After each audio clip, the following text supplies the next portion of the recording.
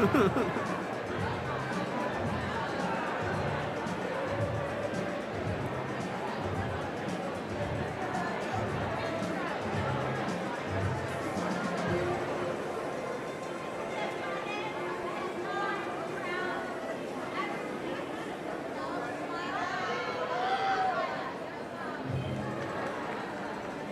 I was informed that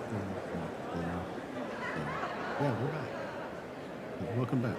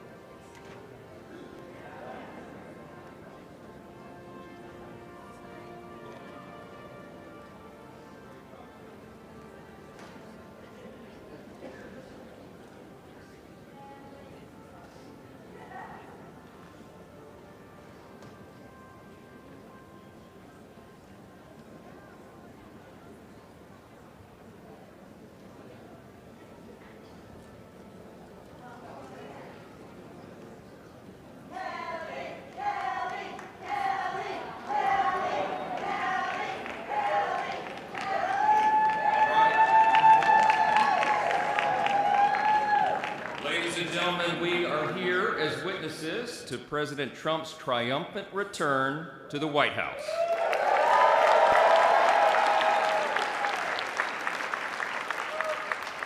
Right now, already this morning, you can feel it around the country. We certainly felt it here in the city. America is coming together and roaring back again, and it begins today, as the president just told us. I know we'd all rather be gathered together on the National Mall with hundreds of thousands of our closest friends, but our disappointment is well overcome with our excitement for the future that we feel today. We have the chance to make the next 4 years the most consequential period in our nation's history. And as Speaker of the House, it is my great pleasure, my great honor, to introduce to you the man who will lead us to this new golden age, the decisive winner of the Electoral College and the popular vote, the 45th and the 47th, and the greatest president of our lifetimes, Donald J. Trump.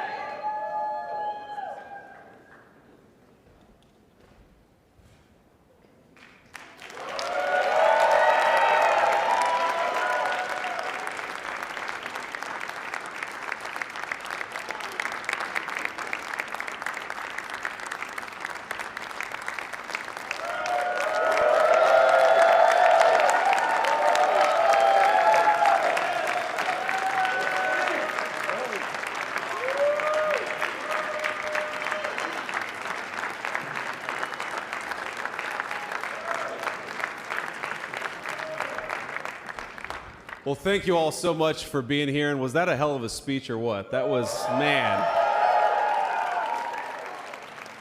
That was a good way to start it off. You know, I didn't know exactly what the president would put in that speech, and I hoped to myself that he wasn't going to hold back, and sir, you didn't hold back. That was a hell of a way to start the next 4 years. But I just want to say from the bottom of my heart, and I know I speak for the president and for all of us, thank you, thank you, thank you for making this possible. We love you.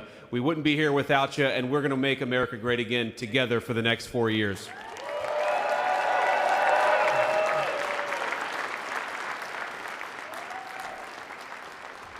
And the last thing I'll say is, you know, having stood outside for about 5 minutes to wave goodbye to the Bidens, thank God we moved that thing indoors because it was a beautiful ceremony and it was cold as hell outside. So, sir, the 45th and 47th President of the United States, Donald J. Trump.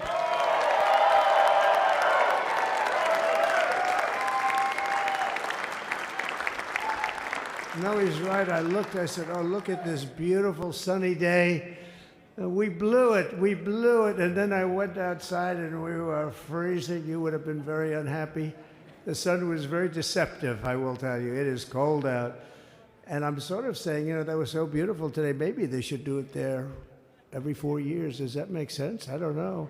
Because, you know, the outdoor thing is really good, but it gets a little cold around this time of the year, as some people have noticed. And a lot of times they suffer through it. There was no suffering in that room. It was 72 degrees. It was perfect with the best acoustics I think I've ever heard in a room. This is not so bad either.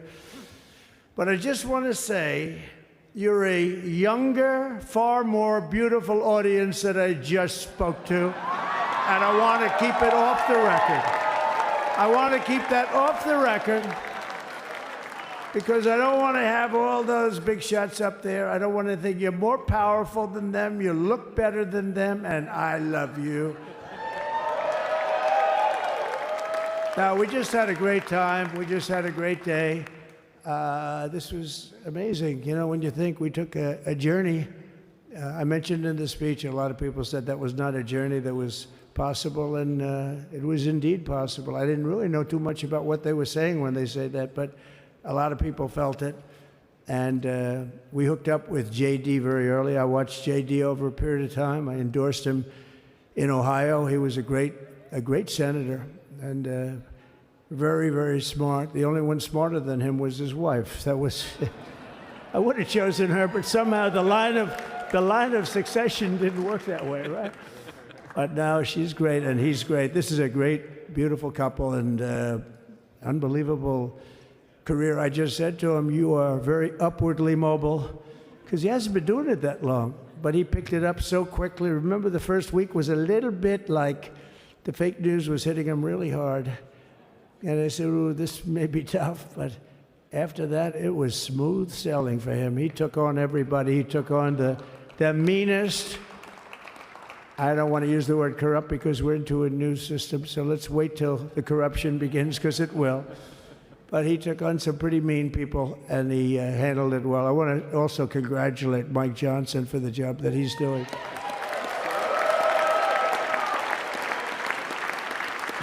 Steve, we gave him a majority of almost nothing, and then I said to make it tougher on him, let me take 2 or 3 of the people, right? I said he'll only have to suffer with that for about 3 months. How are they doing, by the way? Are they? Is that moving along? Totally unified.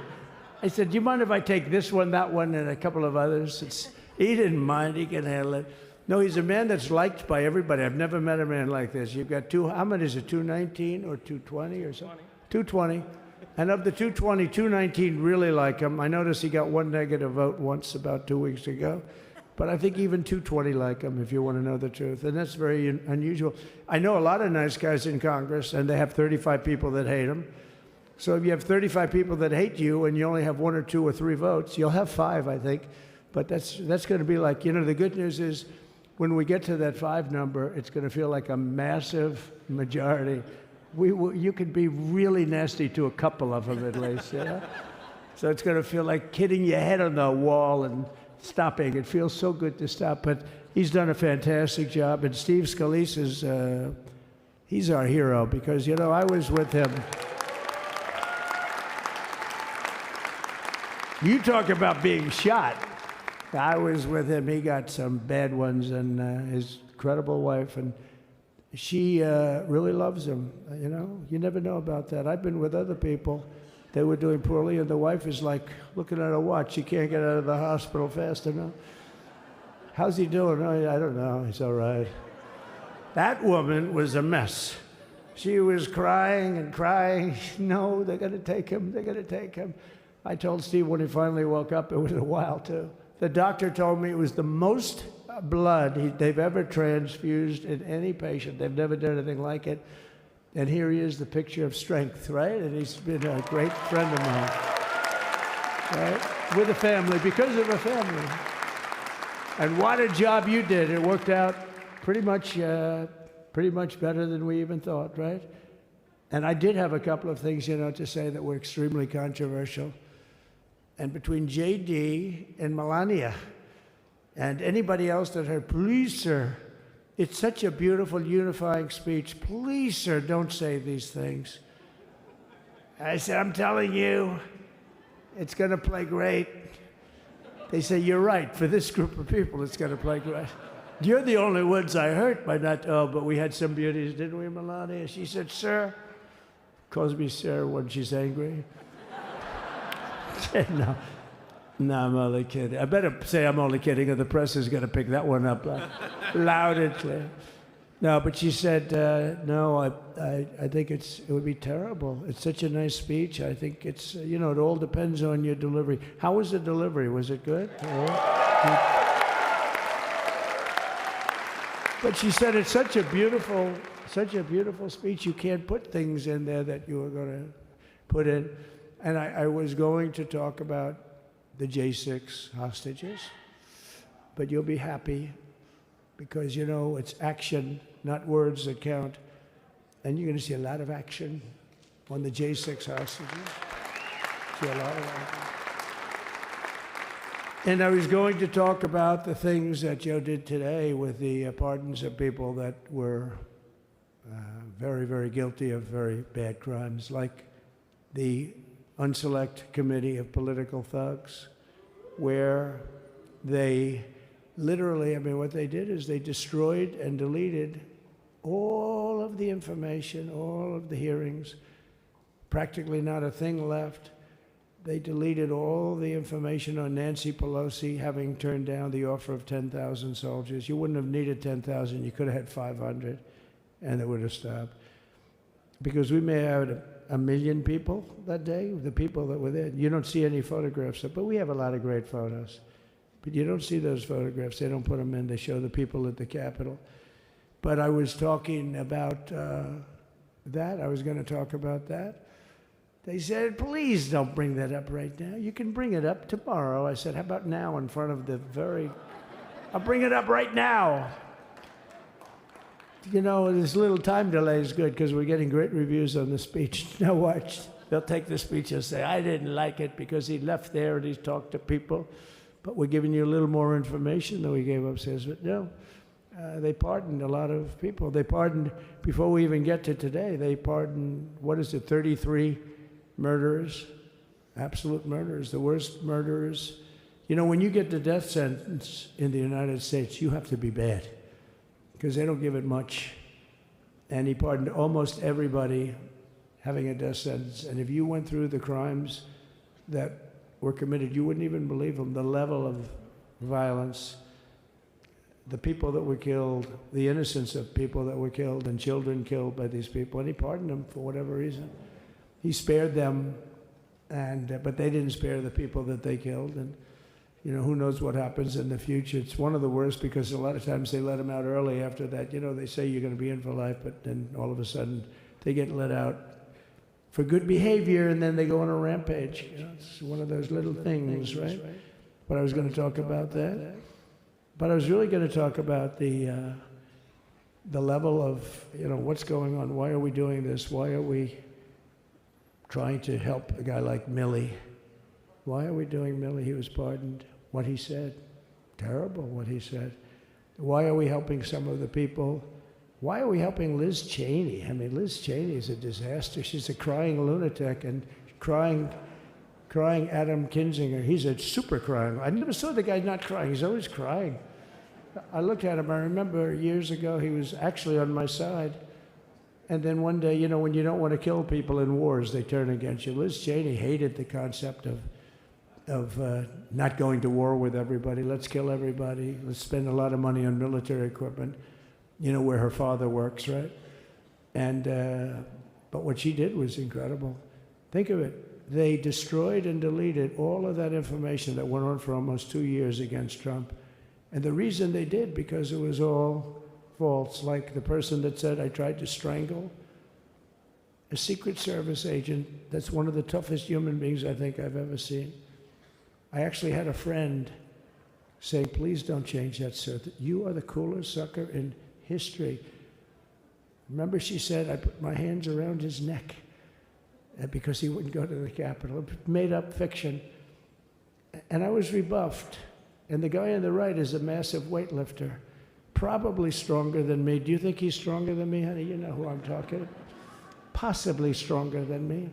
Slightly younger than me, like, I won't say how many years because I don't want to talk about that, but a lot of years.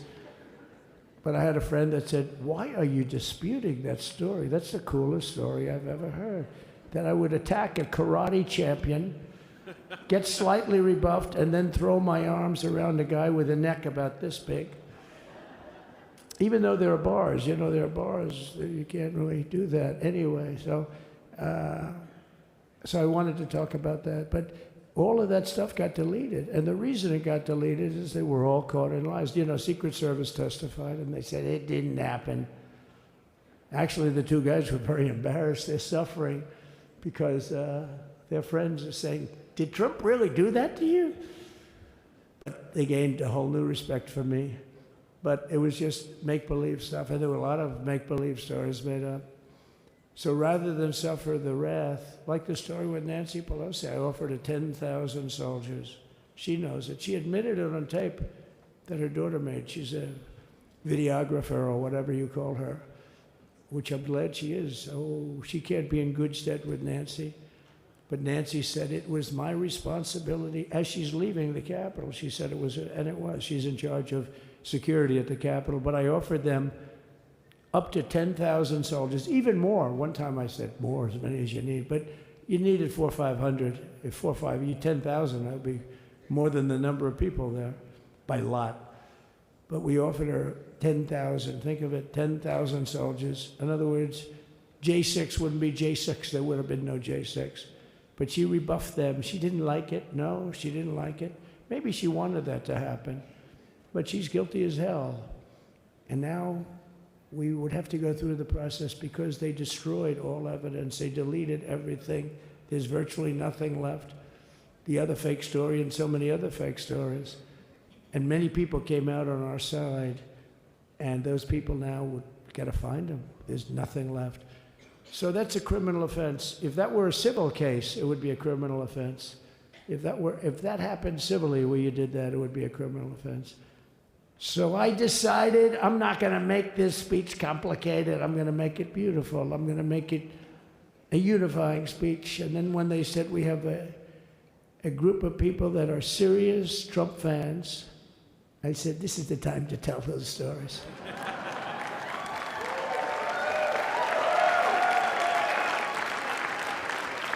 He knows. So anyway, but seriously, I'd like to, I think it was a tremendous success. I think we're very lucky we put it inside because it is really cold. We just went to the helicopter out of respect. It's something that's taken place for a long time. I guess it's as old as helicopters. You used to get into a stagecoach, now you get into a helicopter. Times change. But it's pretty old custom. And it's a beautiful custom, actually. It's a beautiful custom. I wish we could have had a better relationship. I wish we could have had a better relationship between Republicans and Democrats. I was with Senator Schumer. I said, Chuck, I think it's time we all start getting along a little bit because it doesn't make sense. I mean, we literally never get a Democrat vote. They never get a Republican vote, almost. And although there is a bill coming up very shortly that we have a lot of Democrat votes, right? That's going to be a very beautiful bill. We're going to have a deciding, I would say, within a week or so, I think. And it's going to be a very good bill. You all know what I'm talking about. So I just want to thank you all for being here. You have been our fans from day one. All these people all over. You've been our fans. This has been there's never been anything like it. There's never been anything like it. This has been a movement like no movement ever in history for probably any country, let alone this country. You know, if somebody's running for president, and if they go out and they announce they're going to Arizona, they're going to Nevada, they're going to someplace, if you have 200 or 300 people, that would be standard. Ronald Reagan would go out. I mean, outside of the last couple of days where people get a little excited, but even then you have a couple of thousand people. But if you're going to go someplace, any place, any one of the swing states, any one of the other states, I mean, how about the non-swing states? We won Alabama by 48 points. We won Tennessee by massive numbers. Wyoming, we won by numbers that are, nobody's ever seen numbers like that. And, you know, places like California, we did great, but when they send out like 38 million ballots, nobody knows where the hell they're sending them, and then they come pouring back, the whole thing. You know, they passed a law in California that if you work in an election bureau and if you so much as ask for a voter ID, if you say, sir, ma'am, could I please look at your voter ID? They have the right to put you in jail. You're a criminal. Can you believe that? There's only one reason that happens. They want to cheat. So they had it where voter ID wasn't accepted. But now if you even ask for it, this is seriously a bill that was just signed, passed in their legislature, and it was signed. And I think when we get things cleaned up and we get back to a little bit of normalcy, I'm going to ask the speaker to really get involved, because I think we would have won the state of California, because, you know, if you look at my numbers with Hispanic, we're at 56%. And we were winning. We won the Texas border that had never been won. As the governor said, he's doing a good job, the governor, by the way, of Texas. But as the governor said, it hasn't. Oh, did I get lucky? Did I get lucky? Supposing I said, you know, he's not here, but the governor of Texas has done a terrible job. Wow, look at you. You mean we couldn't get you up in the front row? I'll tell you. Supposing I said, JD, the governor of Texas, he's not doing his job. You heard what I said. See, I didn't know you were there. I said he's doing a great job. He's doing a phenomenal job. But now you're going to have a partner that's going to work with you, because you didn't have, not only didn't he have a partner, he had people selling the wall, right? We have a fence structure that we worked on, the governor worked on with me.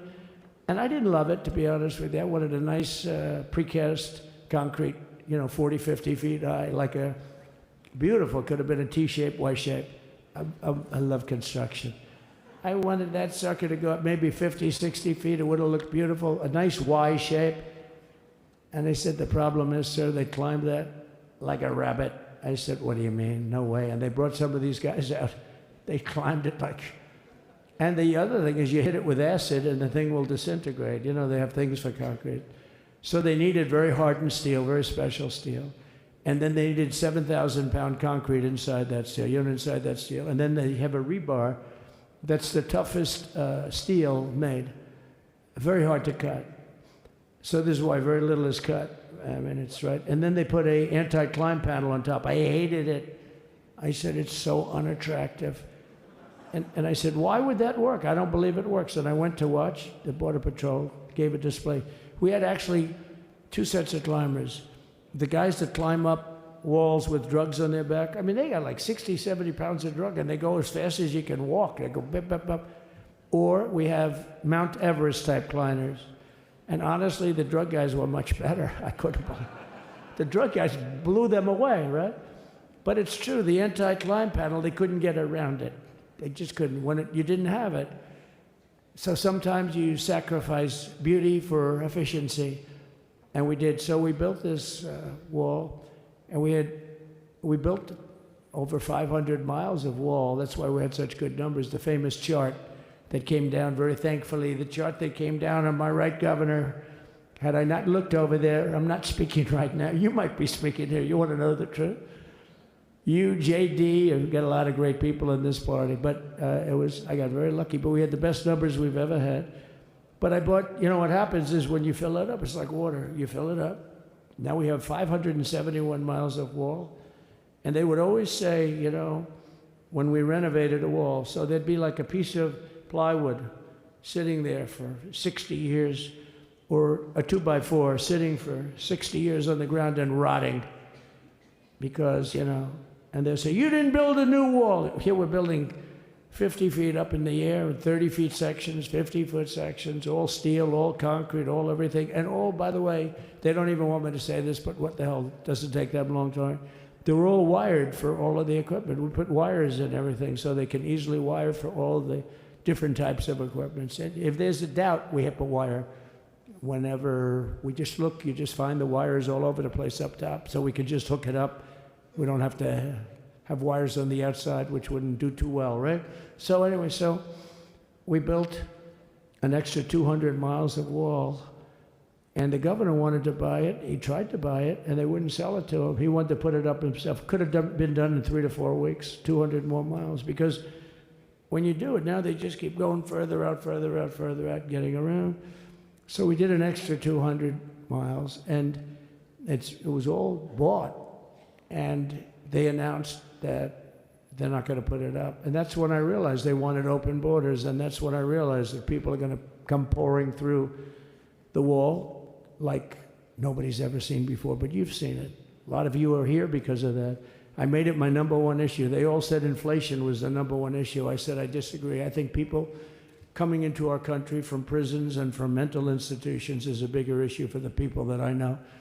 And I made it my #1. I talked about inflation too, but you know, how many times can you say that an apple has doubled in cost? I'd say it, and I'd hit it hard, but then I go back to the fact that we don't want criminals coming into our country. We don't want the jails of every country in the world virtually being deposited into the United States, and that man had to suffer with it. And he did an unbelievable job. I'll tell you, he was a very popular governor, but now he's like an unbeatable governor because of your border policies. He was fantastic. And he really was. So. Governor Abbott is he's a great man, great leader. And but it did make him very more.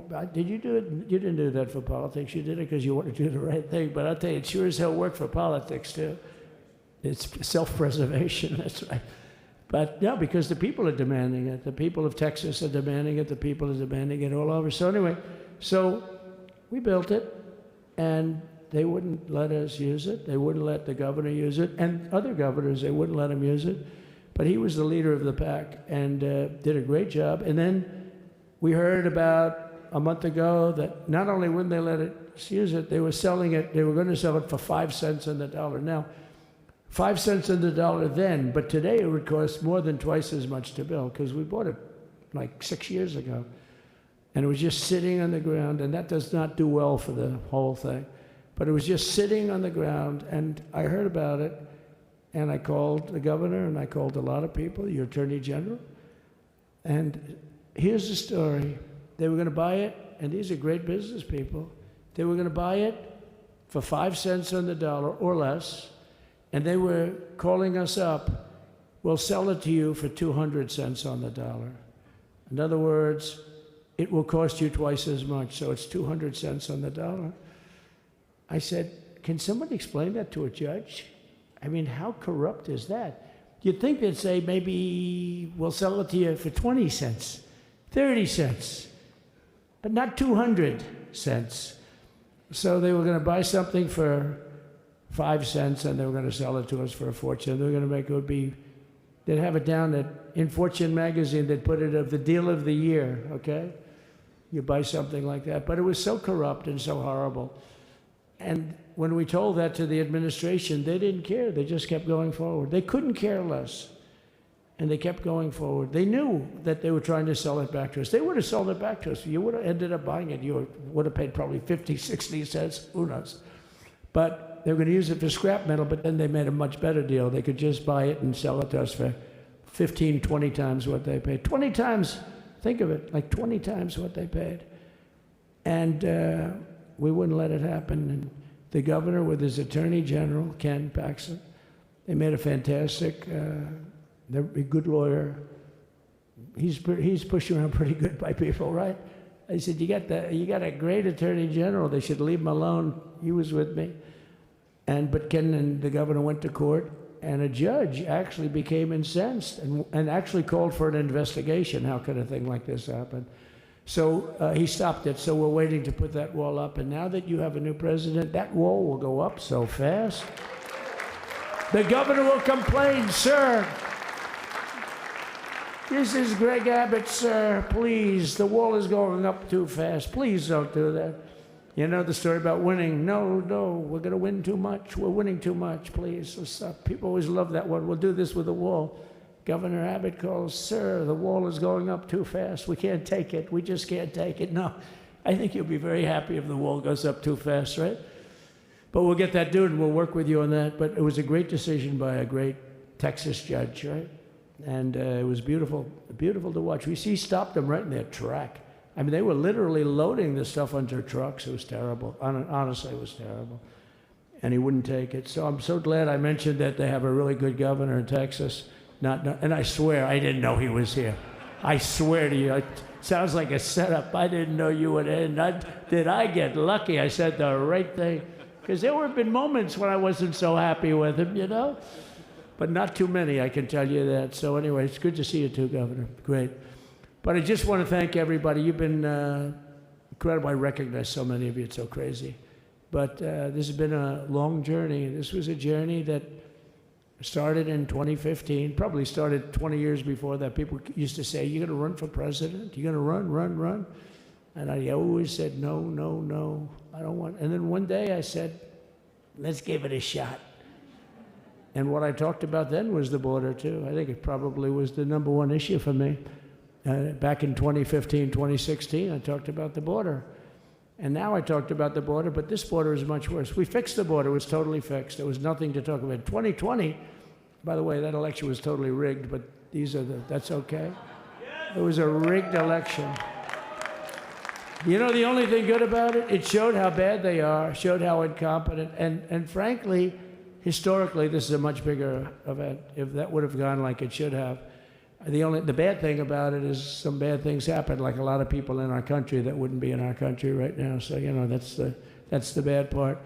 But I will say that it started in 2015, and right from the beginning, we went to the top. Day one, they announced Trump, and Trump went to number one and stayed there for the whole primary. And then we took on Hillary. She didn't look too happy today. We took on Hillary, a very nice person, but we took on Hillary and we defeated Hillary, and then we did much better the second time in 2020. You know, we got millions more votes. We got millions, like 10, 12 million more votes than we did the first time. No president has ever gotten that many more votes. I got like 9 million more than anybody else had ever gotten. And they said we lost. And because of that, I said to Melania, what do you think? And she said, you want to do this again? And had we lost, and had I thought we lost, I wouldn't do it again, because that's like the ultimate poll, right?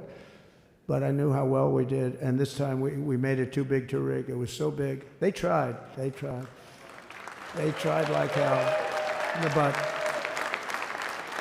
They tried to do it, and around 9:02, they gave up. Last time they did bad things, but this time they just said, yes. You know, I don't know if you saw, Mr. Speaker, in Washington, they had placards. They were all set to march. They thought it'd be closer. A gentleman asked me, a very respected gentleman asked me yesterday, how come the polls were so wrong? They showed you winning, but not in a landslide. I said, because people that are true Trumpers are so angry at the whole polling system and at the writers, the fake news, that they don't want to talk to anybody. So when you call somebody from Trump, who are you voting for? They say, it's none of your business. I'm not telling you. And that was probably 40% of the people they called. So they would discard that one, and they didn't show that. And then when the election happened, the vote came, and it was much different, much higher than we're going to win. But they really thought, they couldn't believe. The one man said, it was so much higher. We won all 7 swing states. We won the popular vote by millions of votes, which is hard for a Republican. I'll tell you who came through. The unions came through. The auto workers were great. The Teamsters were great. The firemen were great. I think almost every union was great. The only one that weren't great, although Sean was great, and the Teamsters, Sean O'Brien, the head of the Teamsters, was fantastic. But generally speaking, the head of the union was against Trump, but the union would be with us for like 85%. Look what we did with the auto workers in Michigan. Look what we did with the Teamsters. The Teamsters were unbelievable. They were a solid Democrat vote, and they voted for Trump. So we had a great experience. Now we have to go to work and get it done, because we have to do something that's going to be great. We're going to turn our country around, and we're going to turn it around fast. And I think this was a better speech than the one I made upstairs, okay? I think this was better, JD. I think this was much better, and I got to see my friend. So, Governor, take care of yourself. You call me, we'll start working. You know what that means with him? He's going to be calling me tomorrow morning at about 6. And I said, how about next week? You call me, and we're going to get it started real fast. We'll really help you a lot. You've done a fantastic job protecting something which it's not supposed to be for the states. And amazing job you've done. Thank you very much. And I want to thank everybody. And I have a First Lady who's been incredible. She's been incredible. I shouldn't say this. I'm going to get hell when I say this, but her feet are absolutely aching. You know, those heels. And we thought we were leaving. We were going home. Sir, would you be able to go down and say hello to some of your other fans that are here? I said, oh, I didn't know that. Wow. Did you get to see pretty clearly the picture, I hope? Good. That's good. But because you wouldn't want to make the same speech again, right? But she said, darling, I love you so much, but my feet are killing me. I said, honey, let me just see how far it is. I asked the person. Oh, not that long, maybe 400 or 500 yards. That's 5 football fields. I said, can you make it? She said, we're going to make it no matter what. We're going to make it because we have to go. Right? Right?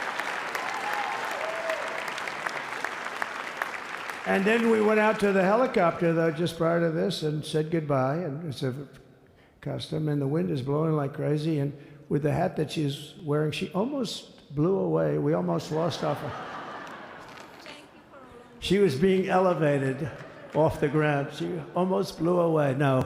So we all appreciate it, because you've been a great First Lady.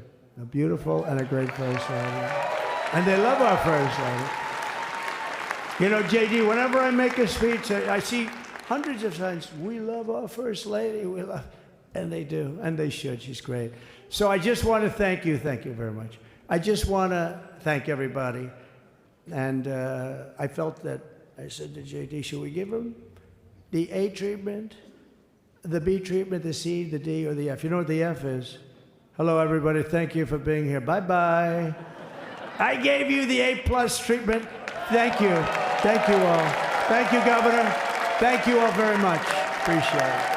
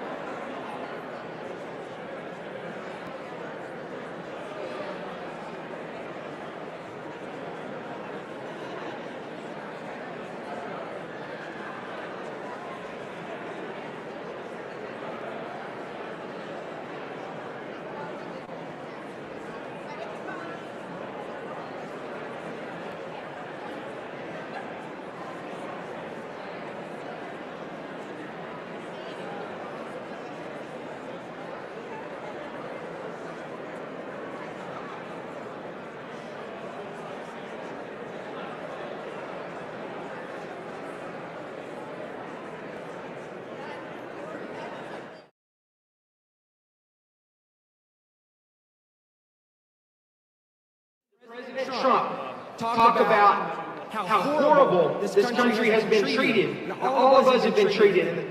Horrible things that have been done to all of us this last administration for the last 4 years, and how he was going to fix it all, and he did it right there with Hillary Clinton, Joe Biden, Jill Biden, and everybody else, Kamala Harris. They had to sit there and listen to it, and I loved it. Loved it.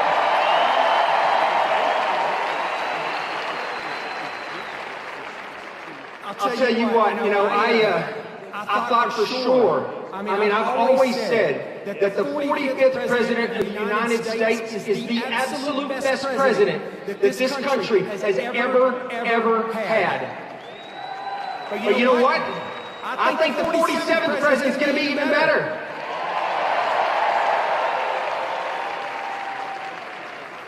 We are in for a change. This is a great day. How many of you out there think this is one of the best days of your entire life? Absolutely it is. We had one chance to get this country back. We were headed down a path of destruction that we would never, ever recover from. I promise you. And we have been given a second chance in the form of Donald J. Trump. He's here, he's back, and he's going to fix what's broken. We're going to get our border back. We're going to stop the illegal immigrants and the cartels that have laid devastation to this country. We're going to lock them up. We're going to get rid of them. We're going to get our economy back. We're going to get our military back. We're going to get our federal government back. We're taking it all back.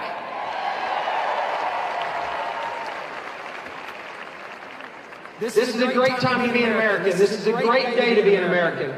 And I just wanted to come here, and I can't wait till he gets here to talk to all of you guys. I want to thank you for what you've done, because he got elected, because people like you got out, and you voted, and you took neighbors who never voted to the polls, and we all voted, and there was an overwhelming mandate in this country for Donald Trump to come in here and to take this country back. And so I know we're all excited to be here today. It's going to be super exciting when he gets here in a minute.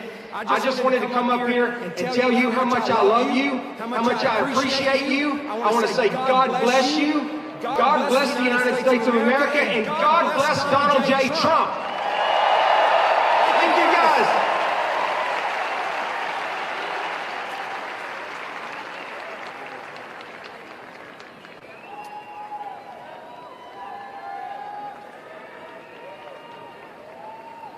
Ladies and gentlemen, please welcome to the stage Governor Sarah Huckabee Sanders.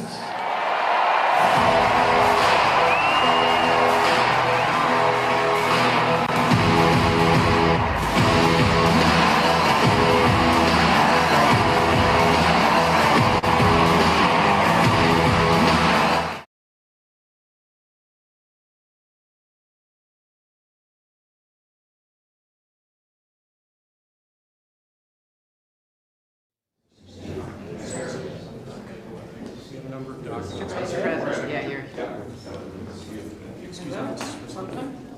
was a great event. We went to the helicopter. It was freezing. The sun is a little deceptive. Yes, it is. So what would you like us to do? Sign your orders here. Official documents. Okay, I assume they're going to be happy with these Yeah, documents? they're we might not be here. It's the next step. It's a tradition. Sir, the first is 22 cabinet and cabinet level appointments for your signature. Okay.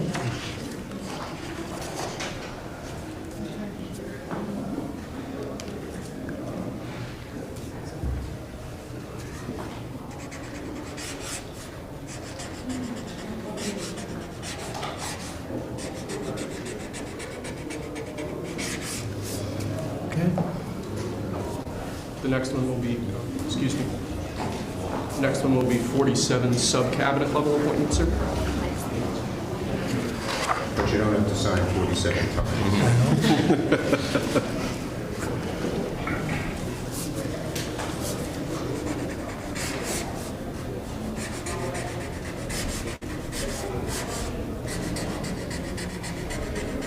Okay. Thank you, sir. now 31 acting designations and appointments to effectively take control of the government. Let's do that. Yeah, that's important. That's important, isn't it?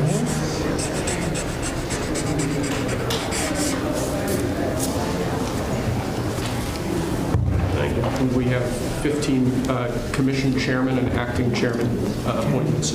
Send him. Commission chairman and acting chairman.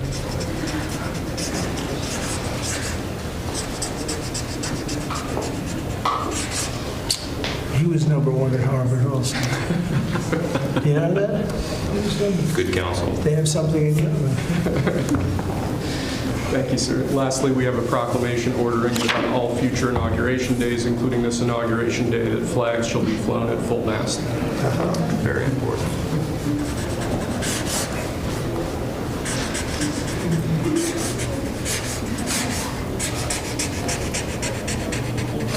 That was a beautiful place to have an inauguration tonight.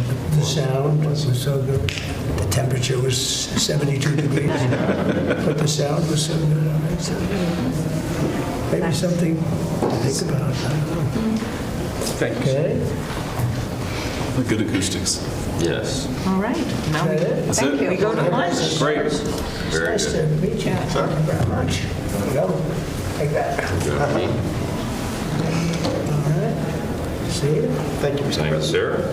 Mr. President, did you have a good meeting with former President Biden? Very nice. Very nice. It's a beautiful custom. Mr. President, any It reaction? goes back as long as Ella comes. Before that, it was a stagecoach. But it was, I thought it was beautiful. Thank you. Great job. Great job. Thank you. Check. Mr. President, do you have any reaction to the pardons President Biden did at the last minute? Well, I'm not going to discuss it now. I think it was unfortunate that he did that. We won't discuss it now. There's plenty of time to discuss it. Thank you very much, guys. Should we go to lunch? Yeah, let's go do that. Very much. Okay. Okay. Head to lunch. Ready for lunch? Okay. Thank you. All right.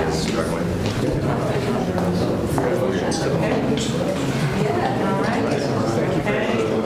That was 3 times the number of appointments you did in 2017, sir, on day 1. Plenty of time. Just getting started. A lot of good work to do. Try to look through your documents. That's the one to keep reading.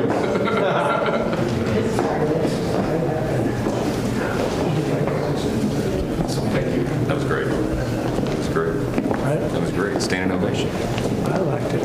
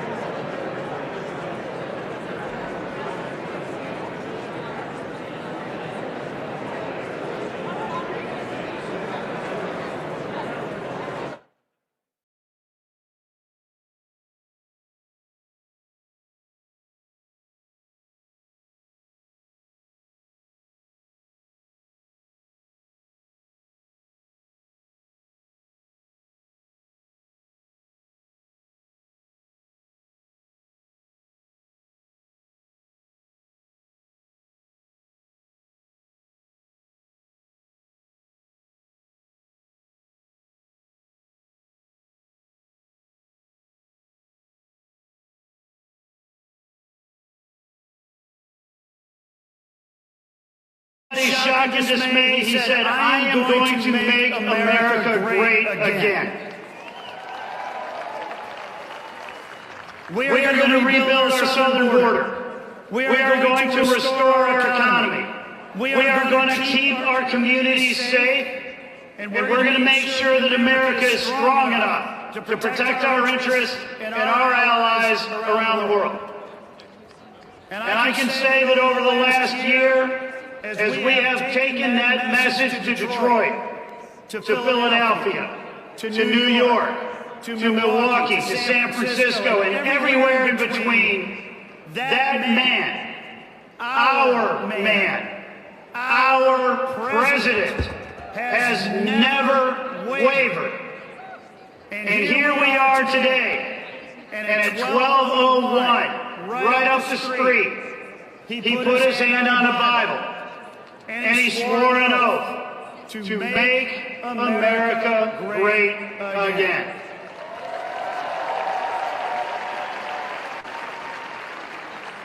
So let me ask you, and let me ask all of America, are you ready for America to be wealthy again? Are you ready for America to be safe again? Are you ready for America to be strong again? Are you ready for America to be great again? Are you ready for Donald J. Trump and J.D. Vance to be the president and the vice president of the United States of America? Pretty cool, huh? Thank you, America, and thank you for everything that you did to make today a reality.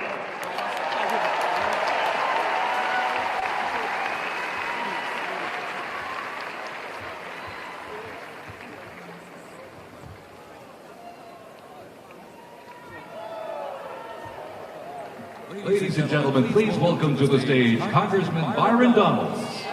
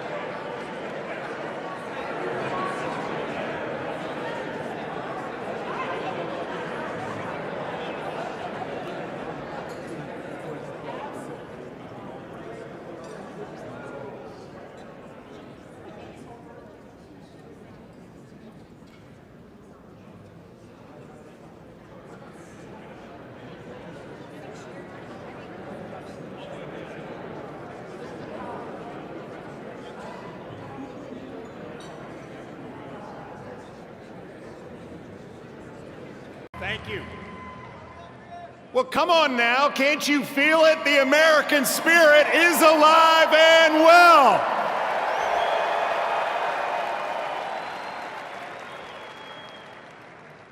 This is the dawn of the golden age of America because we inaugurated the 47th President of the United States of America, Donald J. Trump.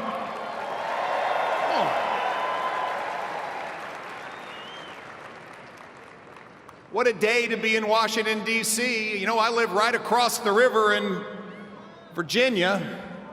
And by the way, in Virginia, we know that taxes have to be low, jobs have to be plentiful, and it's your money, not the government's. But we also know that in Virginia and in America, freedom is not free. We know that our military heroes and their families sacrifice everything. We know that law enforcement stands in the breach. We must back the blue, and I want everybody here to give a rounding applause for the 25,000 military and police officers keeping us all safe today in Washington, D.C.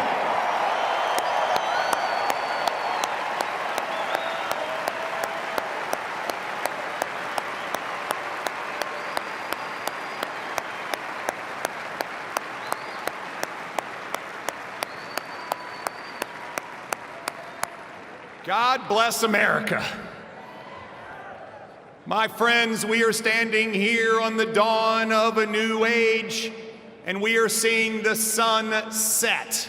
The sun set on weakness, the sun set on wokeness, and the sun set on a wide open border that has turned every state into a border state. We are seeing the dawn of a prosperous America, the dawn of a secure and safe America, and the dawn of a world that sees peace because we have a strong America.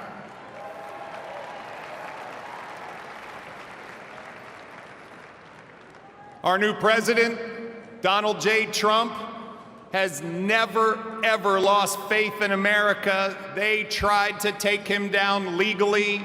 They tried to put him in jail. They tried to even assassinate him. And he never gave up on America, and America, we will never give up on him.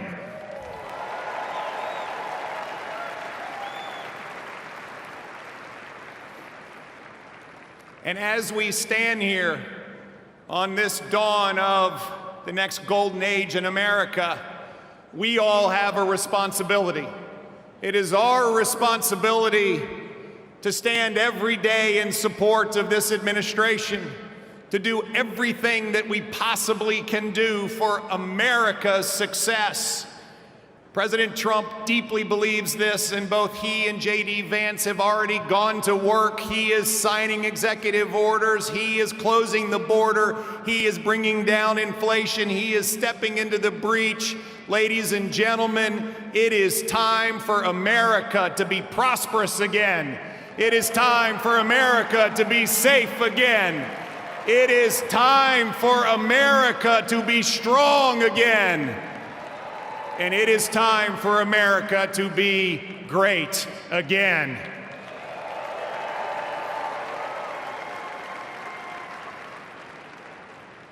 I hail from the great Commonwealth of Virginia, and we know a few great Americans in our history. From George Washington to Thomas Jefferson to James Madison to Patrick Henry, who echoed, "Give me liberty or give me death." My friends, those words that Thomas Jefferson penned, which are the greatest words, at least in this hemisphere, ever written, that we hold these truths to be self-evident, that all men are created equal and we are endowed by our Creator with certain unalienable rights, and among them are life, liberty, and the pursuit of happiness. Well, ladies and gentlemen, we stand here on the dawn of a new age where life, liberty, and the pursuit of happiness are available to every American. And we must stand together as we collectively say, God bless America, and God bless Donald J. Trump and J.D. Vance. Thank you all very much. God bless you.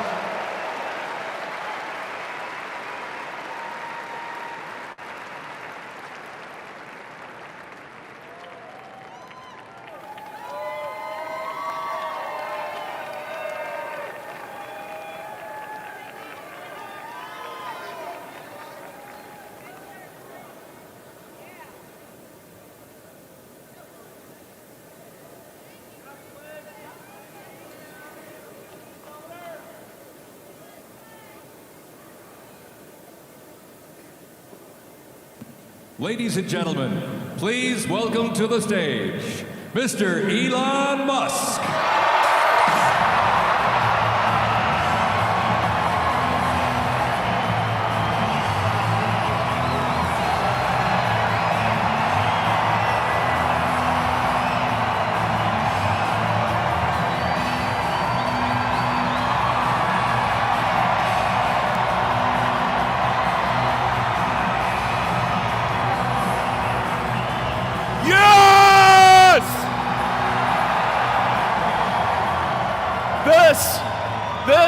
is what victory feels like.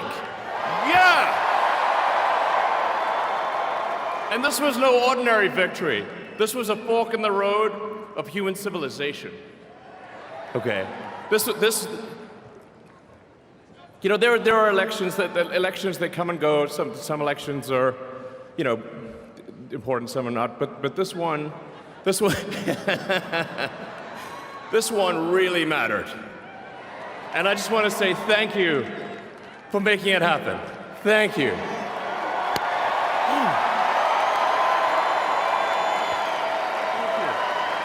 My heart goes out to you. It is thanks to you that the future of civilization is assured. Thanks to you. We're going to have safe cities, finally, safe cities. Secure borders, sensible spending, basic stuff. And we're going to take Doge to Mars.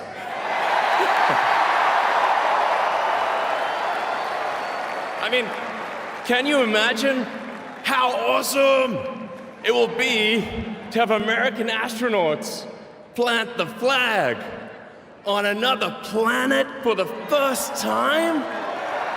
Bam! Bam! Yeah! How inspiring would that be? You know, there's always problems in life. You know, there's this problem, solve that problem. But you know, there need to be things that inspire you. There need to be things that make you glad to wake up in the morning and say, I'm looking forward to the future. Yeah. And I love you guys.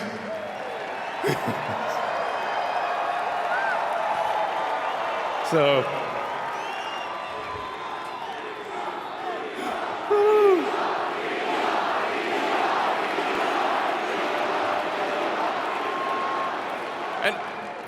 and let me tell you, I'm gonna work my ass off for you guys. So, I really will. So, and yeah, but I'm super fired up. For the future. It's going to be very exciting. As the president said, we're going to have a golden age. It's going to be fantastic. And one of the fundamental things, one of the most American values that I love is optimism. And this feeling like we're gonna make the future good. We're gonna make it good. So, man, I can't wait. This is gonna be fantastic. So thank you again, and yeah, I'm just so excited about the future. Thank you guys. Thank you.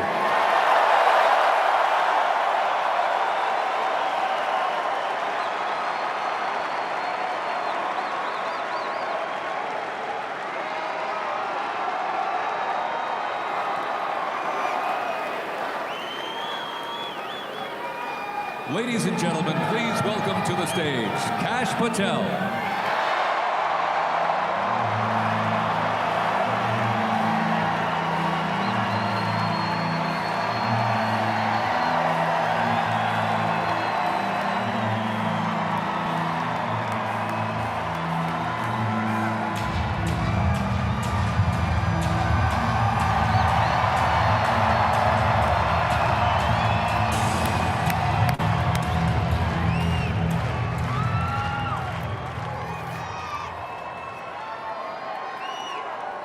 My, oh my, how do you follow Elon Musk when he tells you you're going to take you to Mars?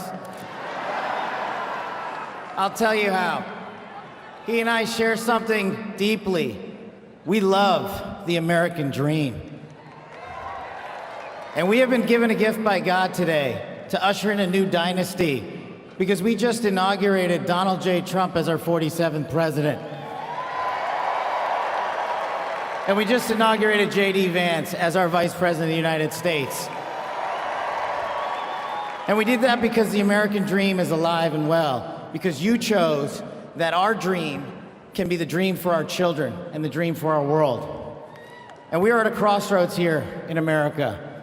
But our future is bright because you had the courage to stand for your convictions. So I'm humbled here to talk to you about why I love the American dream. My story's pretty simple, it's unique, and some of you share in it.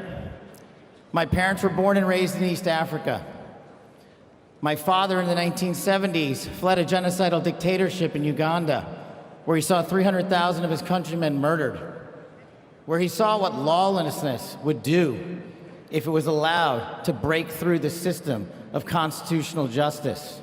He fled, like so many others. He married my mother. They moved here. They waited in line.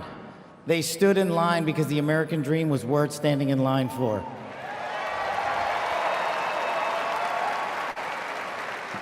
That dream is woven into the fabric of this nation, and our immigration policy is the greatest policy in the world. And now that we have Donald J. Trump and J.D. Vance, it will become the greatest policy in the world again.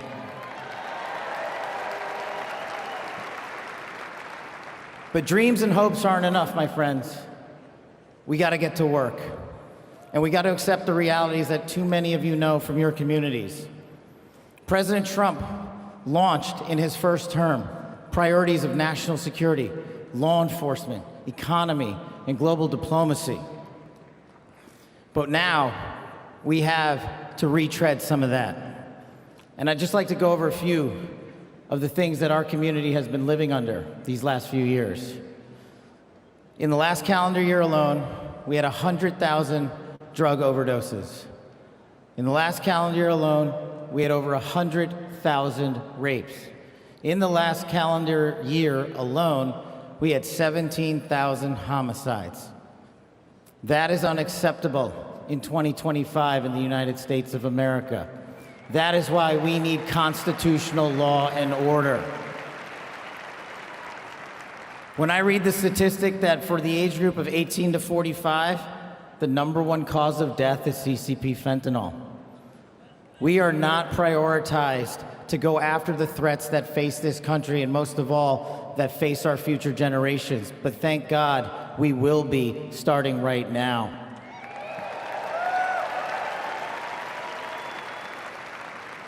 President Trump and J.D. Vance's leadership and administration will usher in the priorities that I cherished during my 16 years in government service. That we will always, always honor the men and women who wear the cloth of our nation and stand on that wall and tell you nothing's getting by them tonight. And so to them, thank you.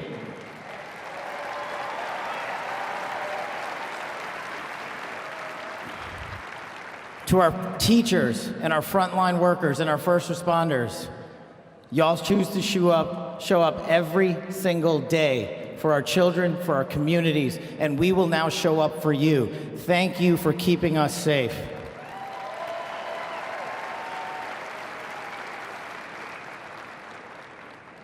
To the men and women in law enforcement, and maybe I'm biased on this one.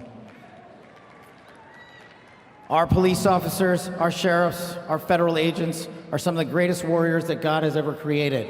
And we will put them first because they have our backs, and now we will have your backs.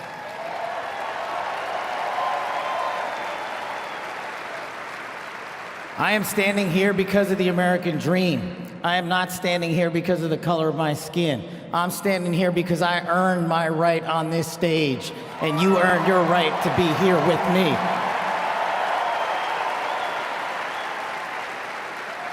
And I promise you this, with every fiber of my being, that our law enforcement, that our teachers, that our first responders, that our veterans, that our men and women in uniform who dare to serve this country and put themselves below the rest of our needs will be reprioritized to the top of the heap because they are standing on that wall, and we will not let that light go dark on them.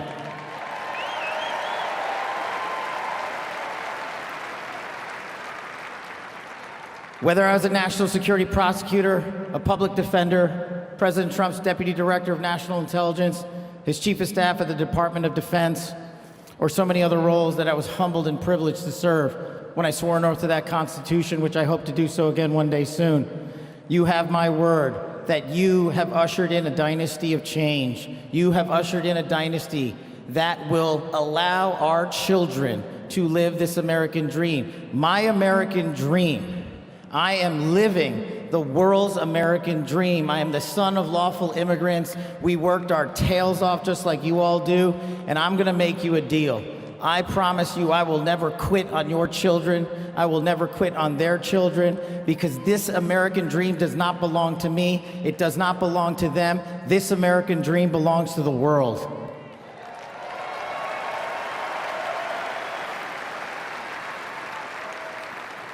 So in closing, I just want to tell you this. It's pretty cool to be speaking in Capital One Arena right before the boss.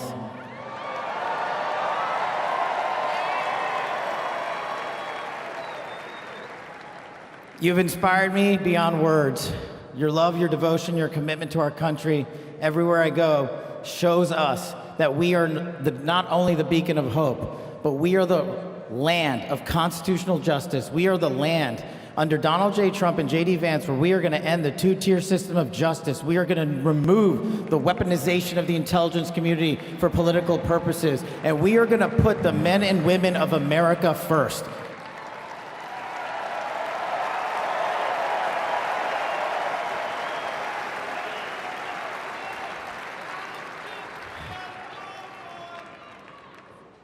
So listen, there's just one thing left to do. We all got work to do. We've got the greatest president and the greatest vice president in the history of the world. And so I just need you all to do a little bit more. Every time you see a law enforcement officer, every time you see a veteran, every time you see a teacher, shake their hand. Give them a little bit of your time, because they're giving us all of our time. And don't forget to enjoy the ride, ladies and gentlemen. God bless America. God bless these United States of America. God bless every one of you. I'm living the American dream. My name is Kash Patel, and I ain't going anywhere. Let's go to work.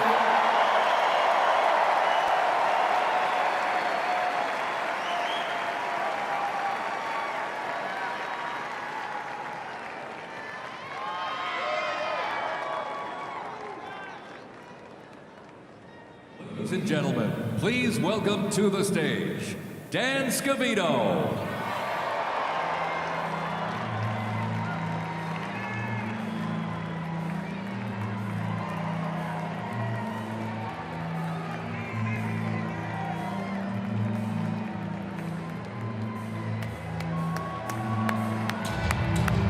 Let's go! Let's go!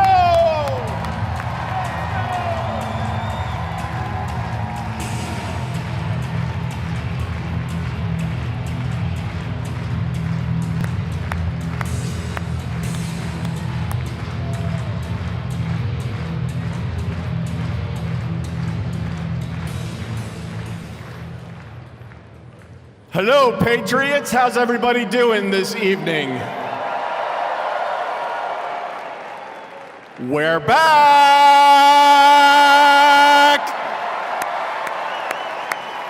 USA! USA! USA! USA! USA! USA! The 45th and the 47th President of the United States of America will be here shortly. He's down at the Capitol. He'll be in a little while. He'll be here. They asked me to come out and say a few words and say hello to you great American patriots that came from all over the country. Thank you for being here today.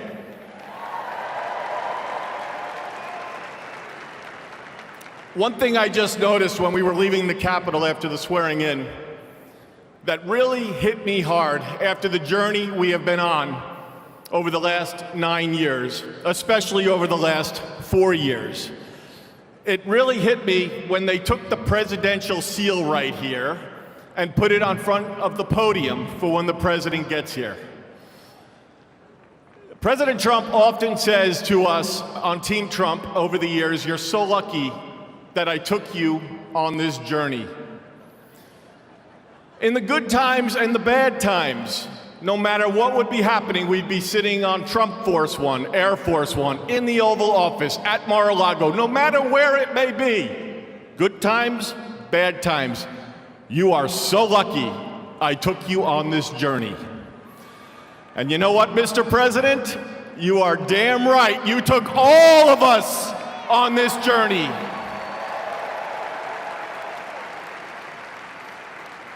There's been a lot of stops along the way from 2016 when we started back in 2015 with a small campaign team flying around the country, doing rallies, small team, 6, 7, maybe 8 people. Then it continued to grow. Before you knew it, the GOP nomination was going to Donald J. Trump in Cleveland in 2016. Fast forward, he became the 45th president of the United States of America. He had a great 4-year term, and you know what's been great? The last 4 years have not been great in many senses, but he's back in office right now, and I'm just absolutely so pumped up for what this president is going to do. He loves each and every one of you in this arena. The guy cares. He has a fighting spirit, as you saw in Butler, Pennsylvania, with the assassination attempt that came a few months ago. You could say that again. Fight, fight, fight. It's a moment that I will never forget, being there and in the hospital with him. I want to just give you a behind-the-scenes moment with the president and the heart that he has. We were in the hospital he had blood coming down his ear. He wanted to know how his staff was. Myself and Susie were with him, and Stephen Chung and Walt, and even the Secret Service. How are you guys doing? The guy just got shot in the damn head, and he's worried about us. Are you guys okay? He's on the phone with his family. Showed him a picture, the iconic photo of his fist raised in the air. Told him it was from Doug Mills from the New York Times, a great photographer. He looked at the picture, he's staring at the picture, one of the most historical photos of all time. There'll never be anything like it. He said, call Doug and see if he's doing okay. That's the attitude he had in that hospital.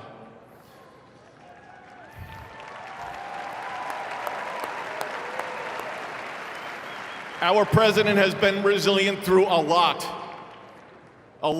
and I don't need to get into all of it because you're all familiar with it, and I'm convinced much of it that went on over the last 4 years is why he won the election in an electoral landslide.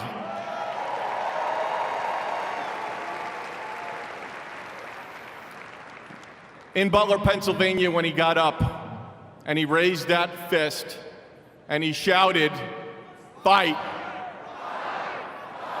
He will do that for every one of you, for the United States of America. He will always put America first, without question.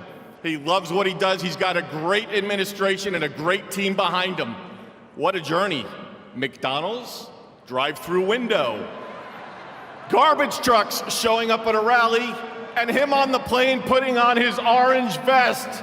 Sir, are you going to take that off? I'm going to the rally in my orange vest. The guy is 1 in a trillion. There will never be anybody like this man again. Enjoy this moment. Enjoy this movement. And together, we will continue to fight, fight, fight, put America first, and make America great again. God bless everybody here. We love you. Thank you.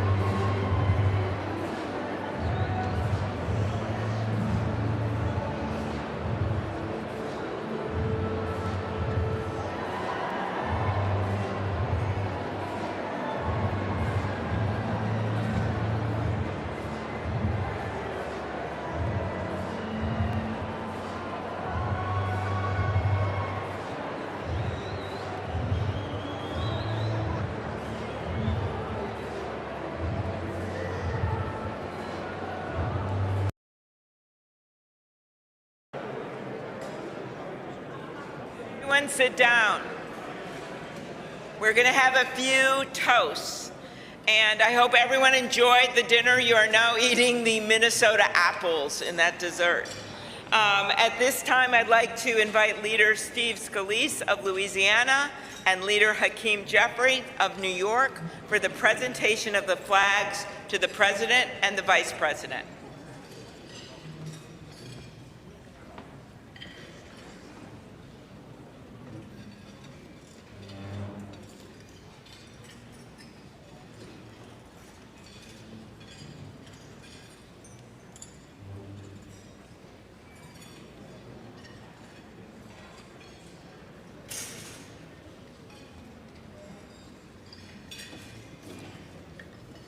Mr. President, Madam First Lady, Mr. Vice President, Madam Second Lady, what a wonderful occasion. We all come here to celebrate what is a great tradition in the United States, and that is the peaceful transfer of power. And when President Trump spoke over in the beautiful Rotunda, wonderful that it was indoors, Mr. President, because I don't think the crowd would have wanted to be in the 20s or below. But one of the things President Trump said that I thought was the most touching, he said, in America, the impossible is what we do best. And I think that epitomizes the spirit when you think about this room, this statuary hall, and you look at some of the statues. Thomas Edison, he did the impossible. Elon Musk, I'm not sure if Elon's still here. Elon does some of those things himself. But you look at somebody like Rosa Parks, and she did something that many would have said couldn't be done with just a simple gesture of saying, I'm not going to sit in the back of the bus. And so the impossible is what we do in America. And President Trump said something else. He said, our golden age has just begun. America's ready for another golden age. Mr. President, we present to you these flags that were flown over the United States Capitol at full mast in honor of being sworn in as President of the United States.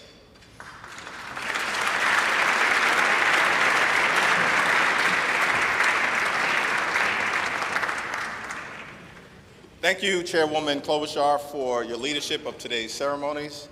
President Trump, Madam First Lady, congratulations.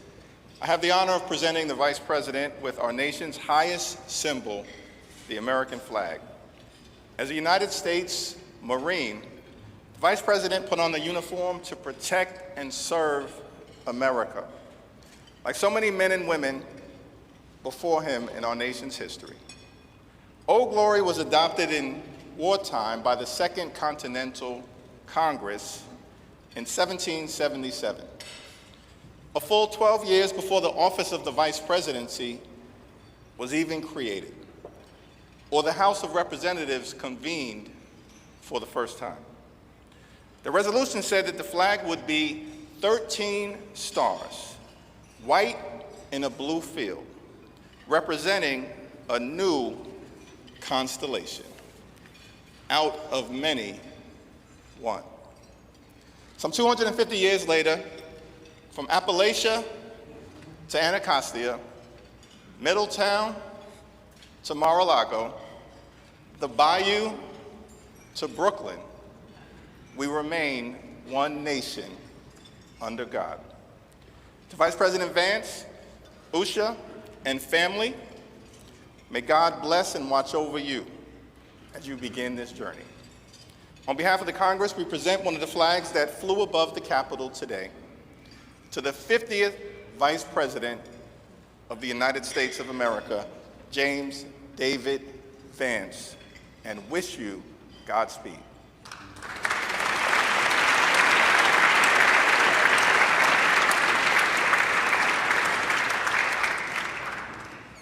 Thank you, Leaders Scalise and Jeffries. I now ask my friend Senator Deb Fischer of Nebraska, as in the beef you had for the entree, who has been an excellent partner in planning today's events, to come up and present the inaugural photographs. Well, my thanks to Chair Klobuchar for putting together and putting together again in the last 2 days the 60th inaugural ceremony here at the United States Capitol. Amy did a wonderful job along with all of the committee, all of our staffs, in order for this to come together and be a very memorable experience. It is a tradition that the committee give our new President and First Lady, our Vice President, and Mrs. Vance the official photographs taken at the swearing-in ceremony. And so it is such an honor to be able to have those presented to you. I hope you will display them with pride, with honor, and with a humbleness that I know you will carry with you every single day that you serve the people of this country. May God bless you all.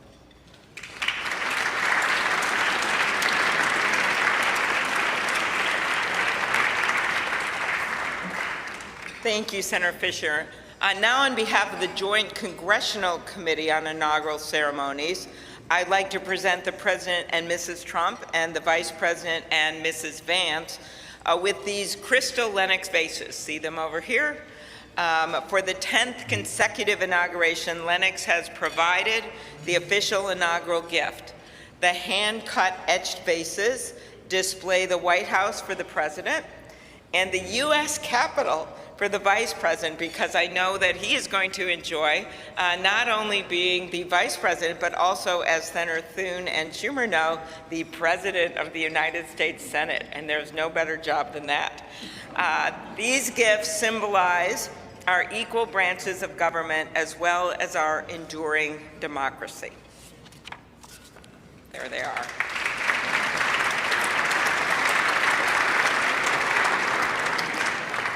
I will now invite Speaker of the House, Mike Johnson of Louisiana, to give the toast to the Vice President.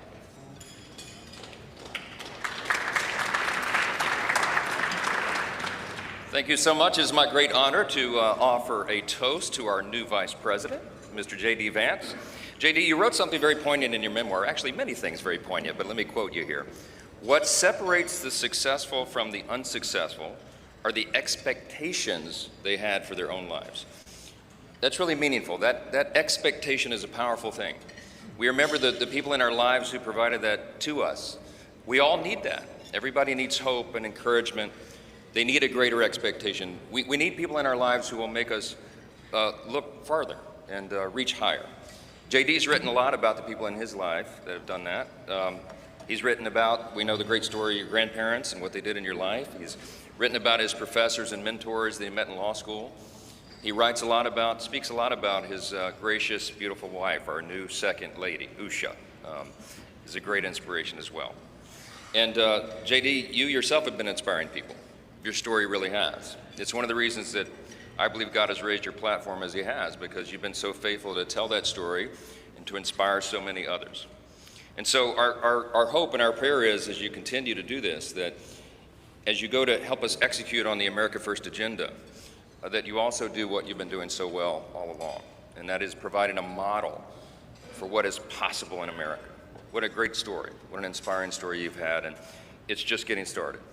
I pray specifically that you inspire a lot of the young men in America. Some of them feel hopeless and stagnant sometimes, and you're a great example to all of them and to all of us, that if you work hard and you play by the rules and you do the right thing, you can make a better life. You're now the Vice President of the United States, my friend.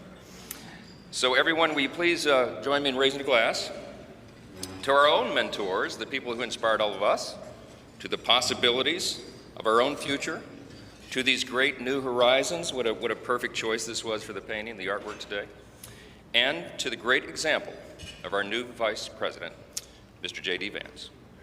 You're here.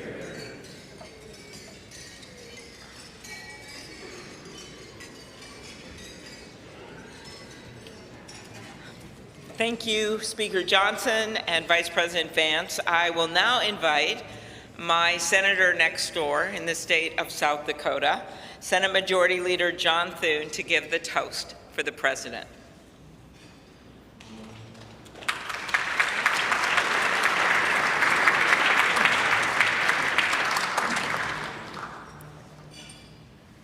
Well, Mr. President, Madam First Lady, congratulations. It is an honor for all of us to be able to be here today with you on this historic day as we celebrate your inauguration.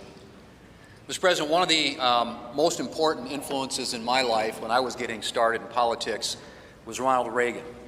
His philosophy of limited government, his belief in peace through strength, the strength of his convictions, were all things that appealed to me. But I was also drawn by his optimism and by his belief in America. And Mr. President, those are qualities that I see in you. One of the things that resonated throughout your campaign was the unshakable belief in our country and in her citizens. You remind us of everything that's possible in America. I'm looking forward to working with you over the next 4 years to build up our great country. It says in the scriptures that if you ask for wisdom, it will be given to you and given to you generously. And so I pray, and our prayer is, that God will richly bless you in the years ahead and grant you not only strength, but wisdom. And ladies and gentlemen, I ask you to join me in raising a glass to the President of the United States, President Donald Trump. Hear, hear.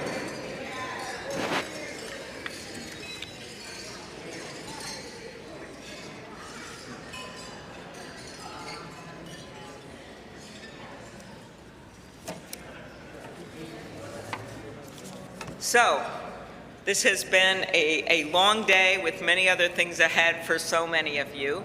But I want to thank you for attending the 60th inaugural ceremonies.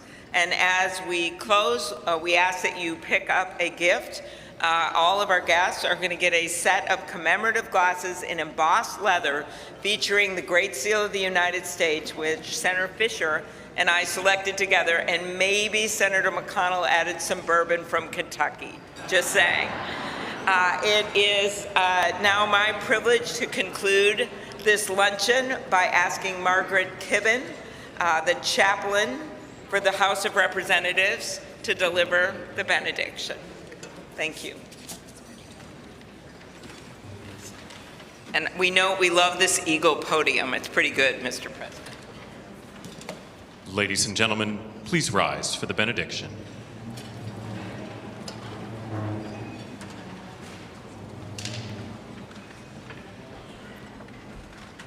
Would you pray with me? Holy and merciful God, having witnessed another successful moment in the experiment that you have entrusted into the hands of the American people, we pray your blessing on our 47th President of these United States, Donald J. Trump, and Vice President James D. Vance. Ensure that this mantle of singular responsibility that you have laid upon our President's shoulders remains secure in your will and safeguarded in your keeping. Uphold him as he preserves, protects, and defends the Constitution to the best of his abilities, relying on your divine help. God of power and might, grace and mercy, grant that your spirit of counsel has access to the President's heart to search it, to his mind to examine it, to his will to test it, that his faithfulness would bear witness to your truth. Surround him with angels and advisors who will serve as your agents to guide and guard him, caution and encourage him to remain upright and blameless in your sight. Buckle the belt of truth around his waist. Place the breastplate of righteousness over his heart. Fit his feet with readiness, that your gospel of wisdom and justice will shine forth throughout President Trump's administration. We offer this prayer to the one whose voice we follow, to guide all that we do and all that we hope for. Amen. Ladies and gentlemen, please be seated. Please remain at your seats as President Trump, Vice President Vance, the Joint Congressional Committee on Inaugural Ceremonies, and the official party depart National Statuary Hall.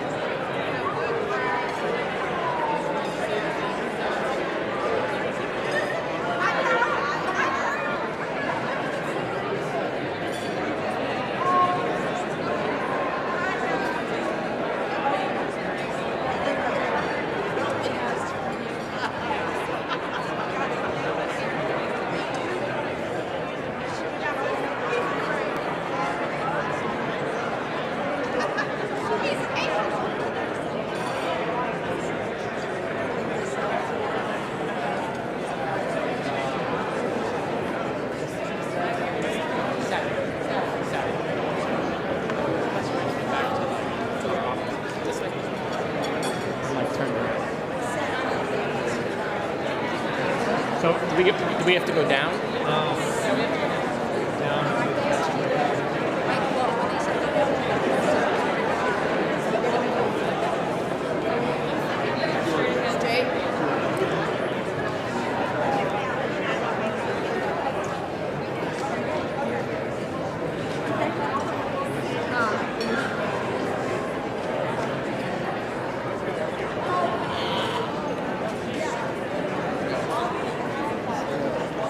Just a little step to the governor's mansion, and then 1600 Pennsylvania.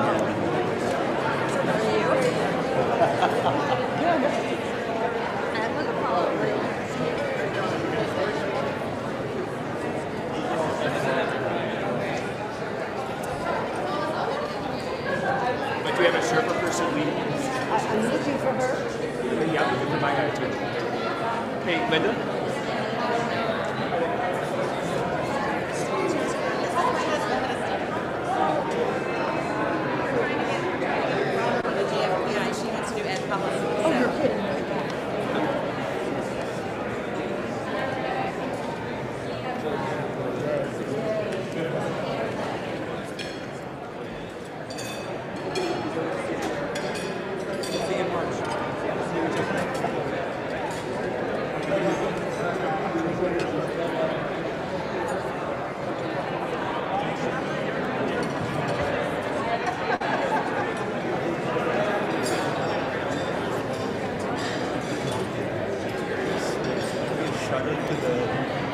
Village Hotel, and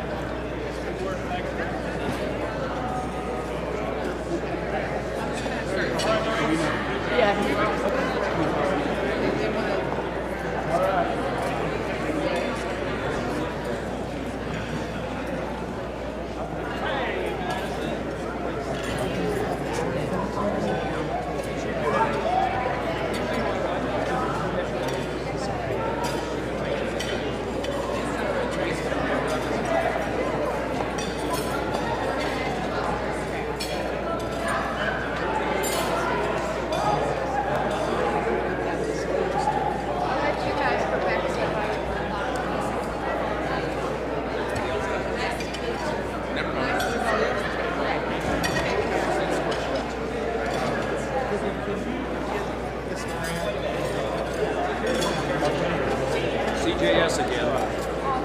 You too? I'm Jerry Moran. Hello there. Hello, Cynthia.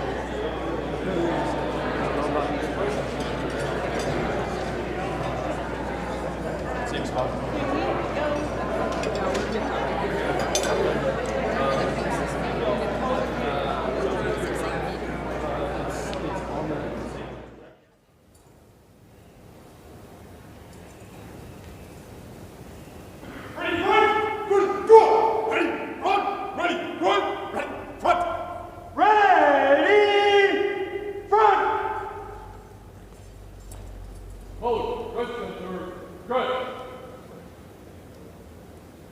Officers!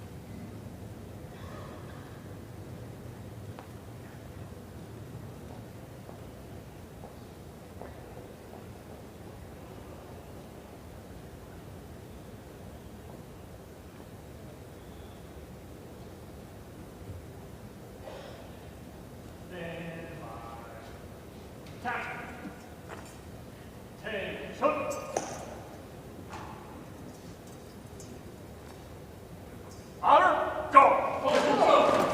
Attention! Ceremonial! At ease! Hold it. At ease!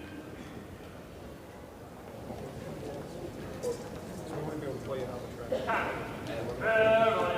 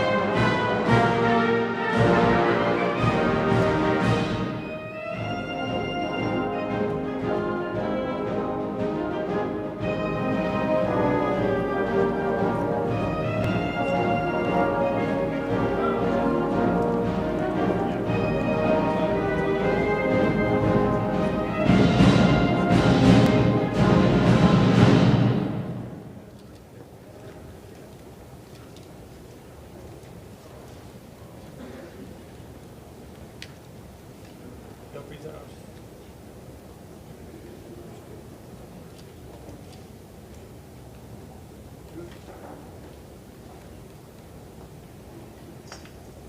Present.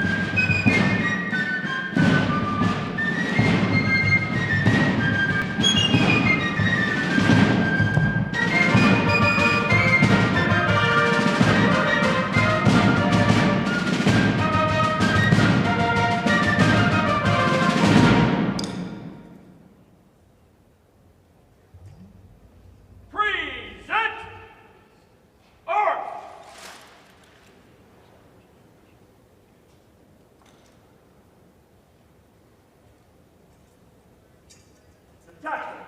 Present. Arms.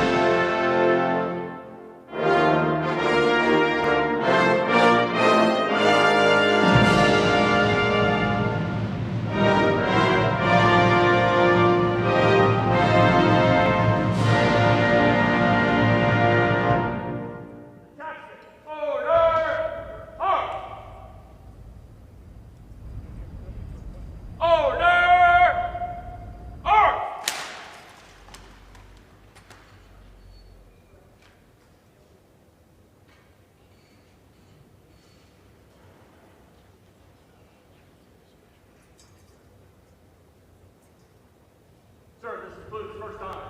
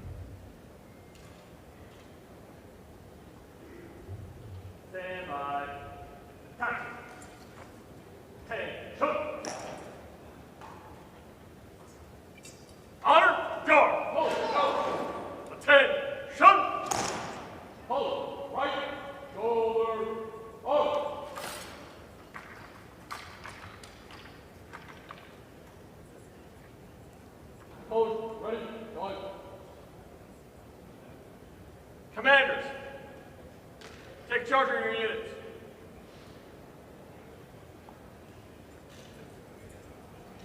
Right. Back. Forward. Forward. Forward.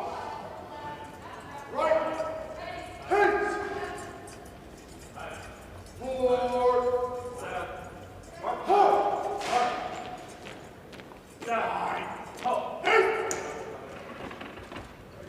Forward. Oh!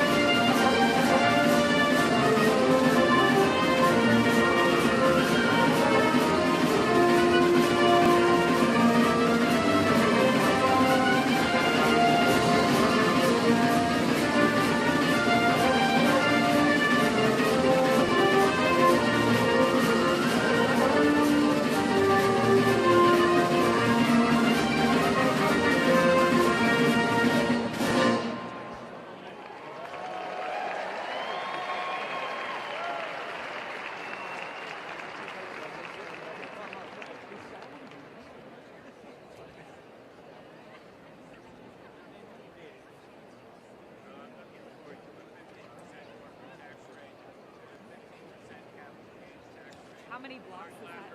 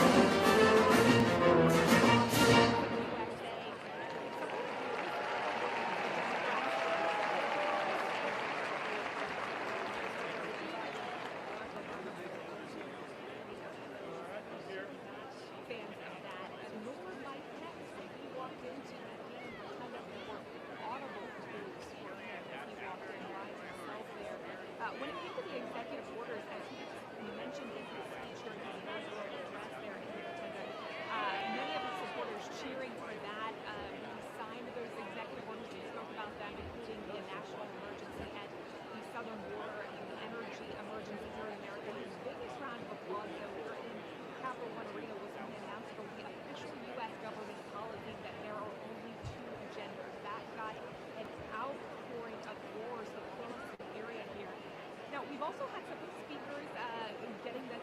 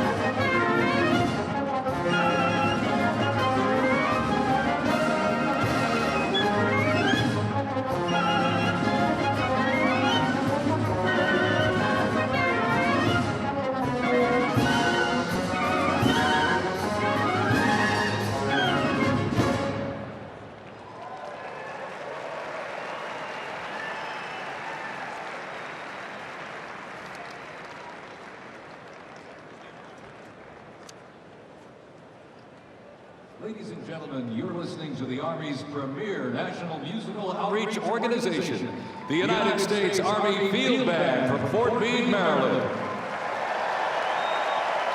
They are led by Commander and Conductor Lieutenant Colonel Domingo S. Robinson. The U.S. Army Field Band develops positive connections on behalf of the Army, the Department of Defense, and the United States through live music, multimedia performances, television productions, and emergent technologies, traveling thousands of miles annually across our nation and around the world, and appearing regularly on major television and streaming events. The Field Band proudly honors our soldiers and veterans while strengthening ties with communities worldwide.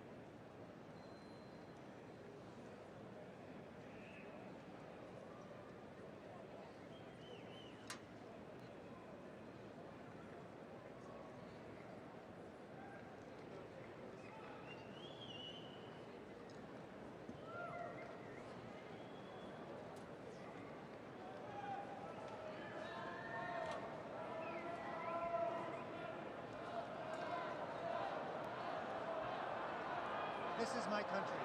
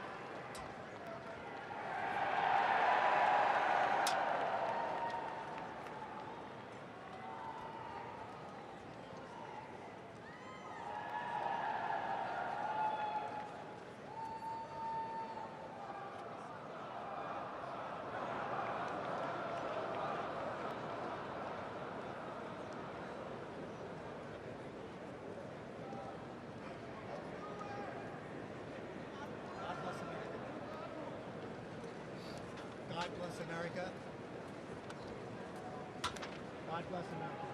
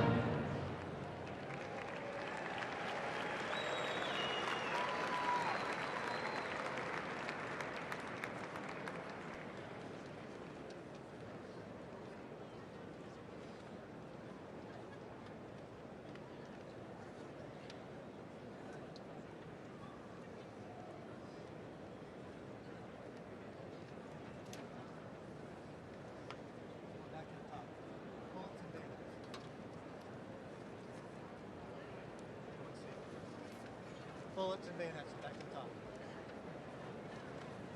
Bullets.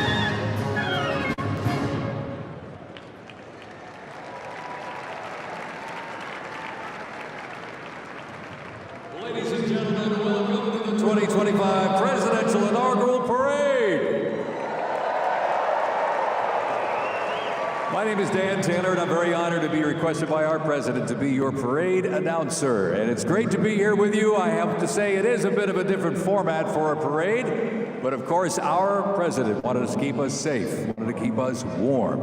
And I can tell you something, the talent that's going to be coming through these doors into this arena, it is going to get hot in here tonight.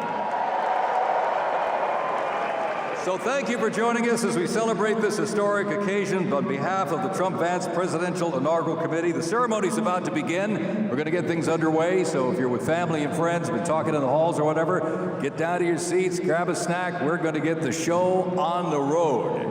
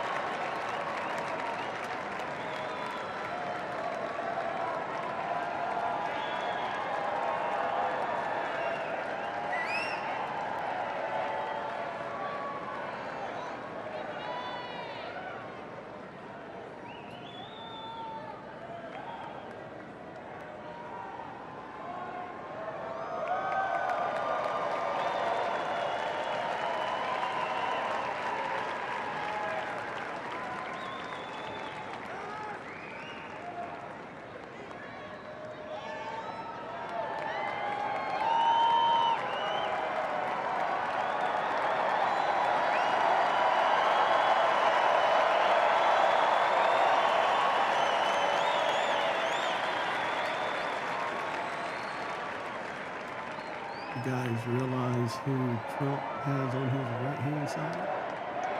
That's not Trump.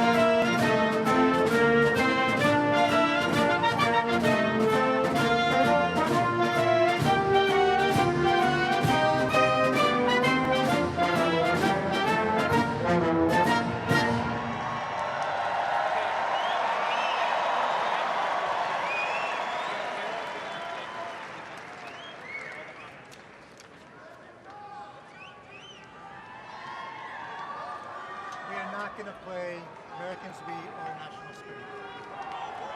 No, Americans We Are National Spirit. Next up is honors.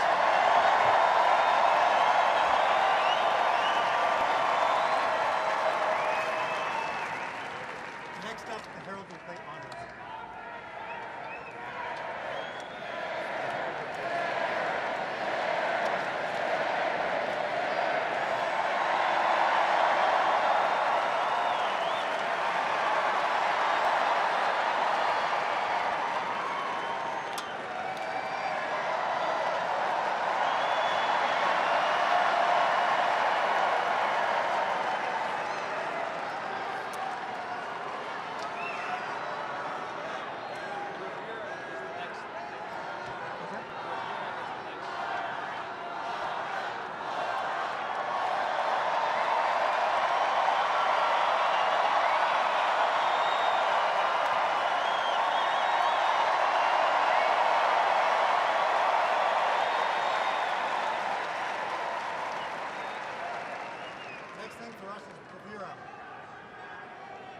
Next thing for us is bravura.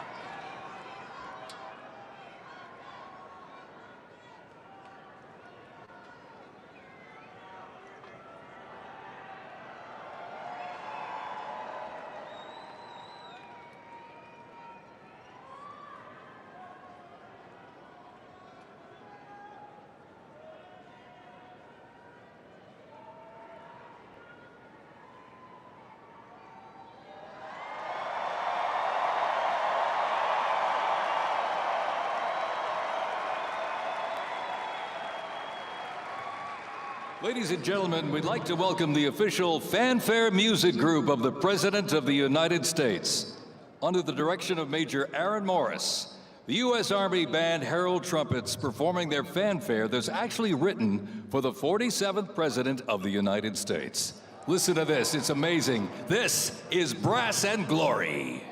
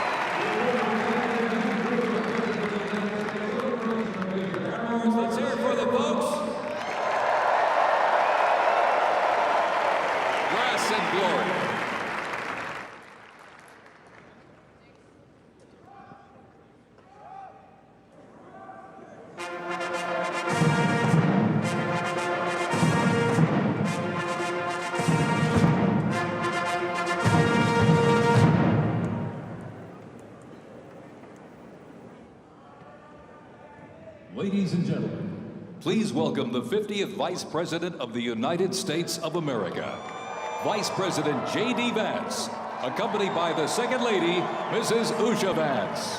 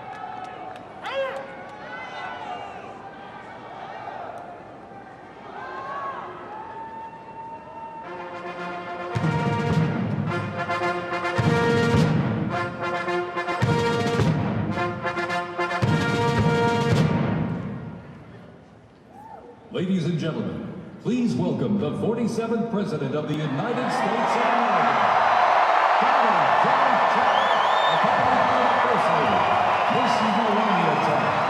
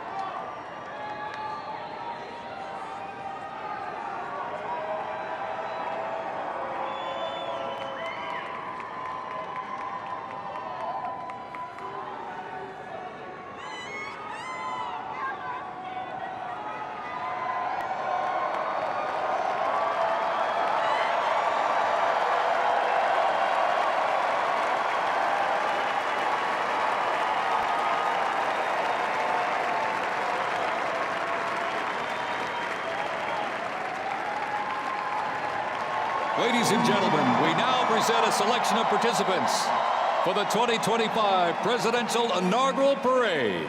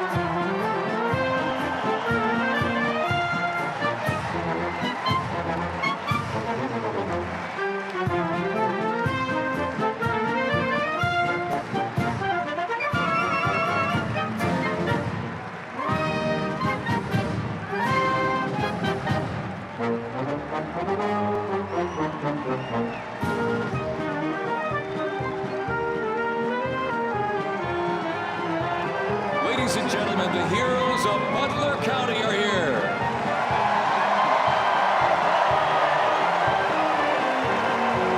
And they are here to pay homage to the life, selfless community service, and sacrifice of Corey Comparatori. Mr. Comparatori, a 10-year U.S. Army Reserve veteran and past fire chief to the Buffalo Township Volunteer Fire Company, who died during the assassination attempt on the life of President Trump in Butler, Pennsylvania, July 13th, 2024. Their formation consists of Pennsylvania State Police, local police, county sheriffs, emergency services unit, EMS, 911 radio dispatch, and hospital personnel, who all heroically stepped into action during the horrific attack. They are also paying tribute to the courageous service of first responders nationwide.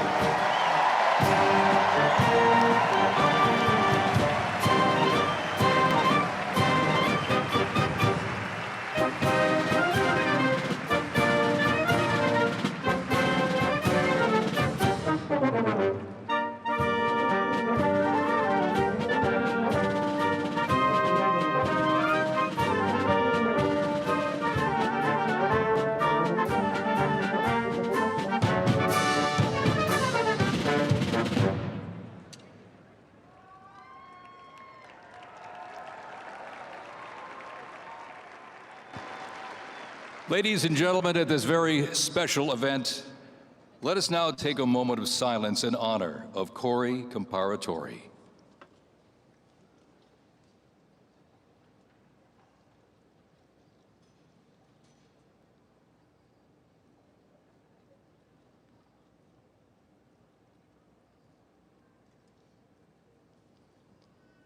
Thank you very much, ladies and gentlemen.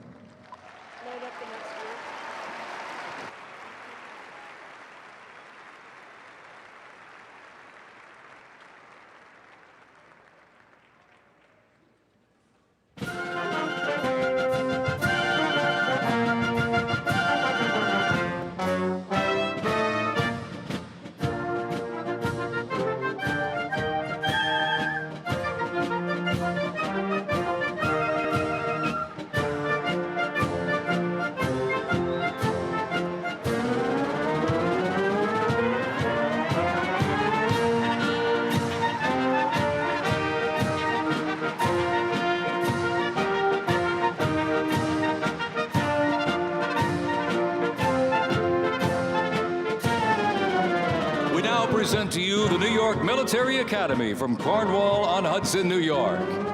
New York Military Academy stands out due to its unique connection to the President himself. President Trump is a 1964 graduate and has been enshrined as one of our alumni of distinction. This historic academy has been named a Junior Reserve Officer Training Corps, that's JROTC, and are marching with their cadet dress uniforms. Look at these, all modeled after post-World War I General Blackjack Pershing's gray uniform.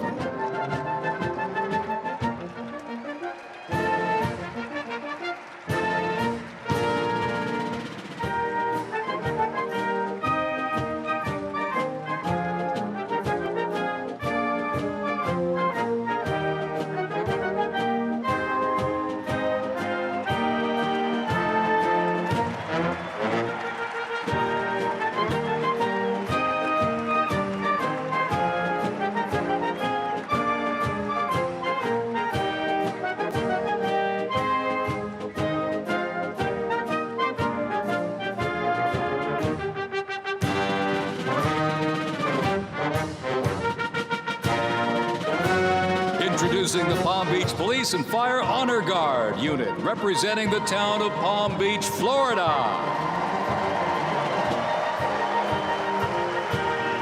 This group consists of police officers and firefighters from the town of Palm Beach, home to some of the most prestigious people in the world, including President Donald J. Trump.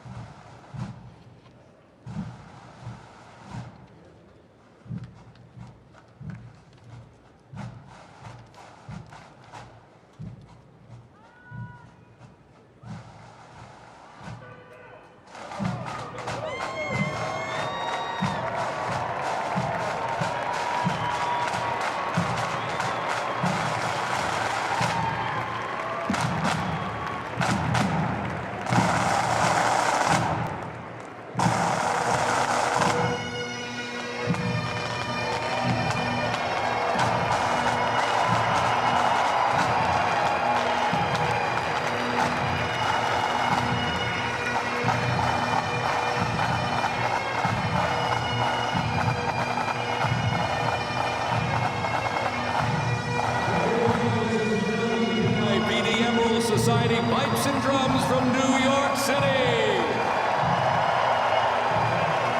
They have performed internationally in Ireland, Canada, Australia, Germany, and Switzerland. And as of this past December, the band has had the distinct honor to perform at the 75th commemoration of the attack on Pearl Harbor in Oahu, Hawaii. The band has also played for hospitalized children, military veterans, as well as the 1980 and 2005 presidential inaugural parades, and His Holiness Pope John Paul II. The NYPD Emerald Society Pipes and Drums formed way back in 1960. And you know, they are the oldest, largest police pipe band in the United States, comprised of all active and retired police officers of various ranks and assignments. Listen to those bagpipes. Let's hear it for them, folks.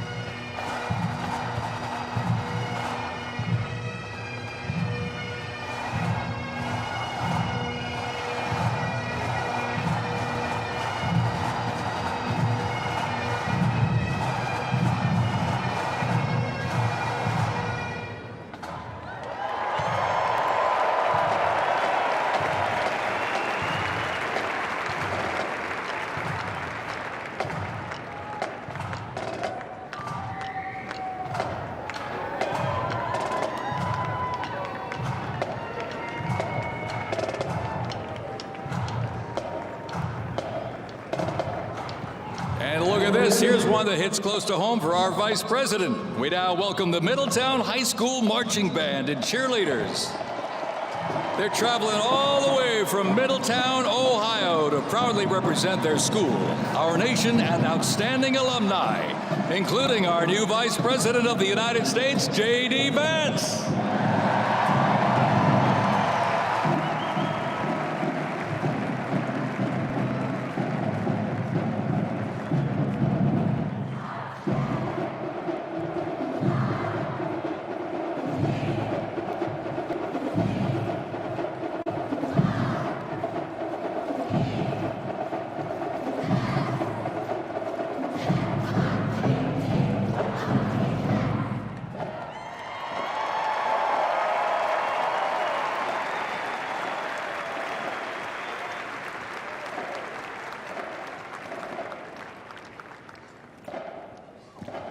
The band has performed in countless parades, community and sporting events, as well as competitions. They have also always qualified for the Ohio Music Educators Association state finals for 23 years straight. How about that? And have earned the highest rating in 18 of those appearances. Woo! And today they performed America's Sweet Land of Liberty.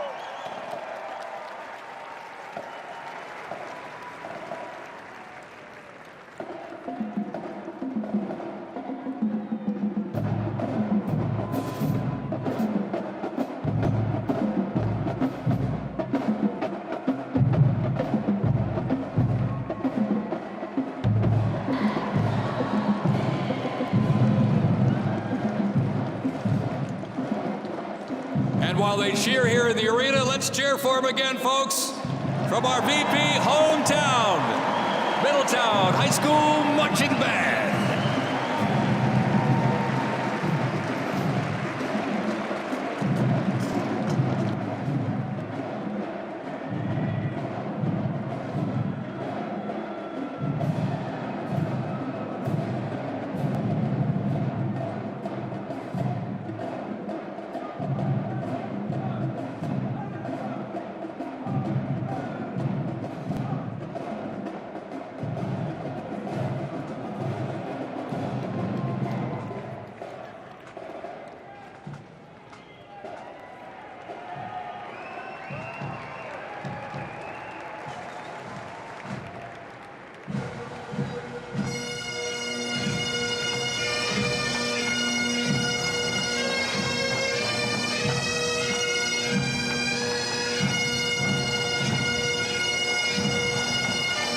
Ladies and gentlemen, entering the arena right now, traveling from Boca Raton, Florida, the Florida Firefighters Pipes and Drums. And they are well seasoned when it comes to civic events. They've played and participated in parades, memorials, and other ceremonial events across both the United States and Europe. Today, they are wearing their most notable uniforms. What a great photo opportunity. Consisting of the Glengarry headgear and kilts. And they are proud to honor their fallen brothers and sisters each and every day.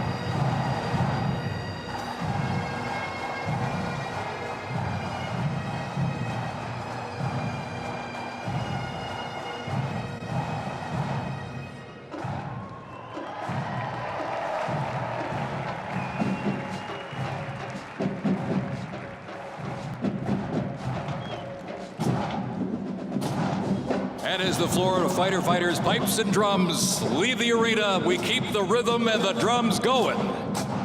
Please welcome the Stewart's Creek High School Marching Band. Traveling all the way from Smyrna, Tennessee, they are proud to represent the Volunteer State in the 2025 Presidential Inaugural Parade.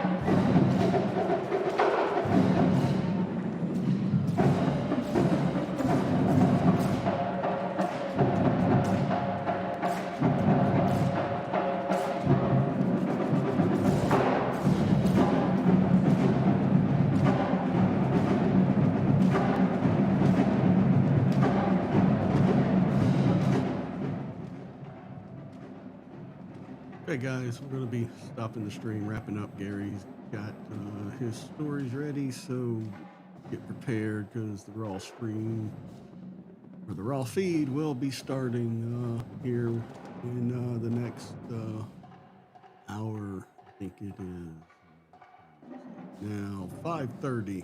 Is he said is going to be the go time. So we'll see you guys here shortly.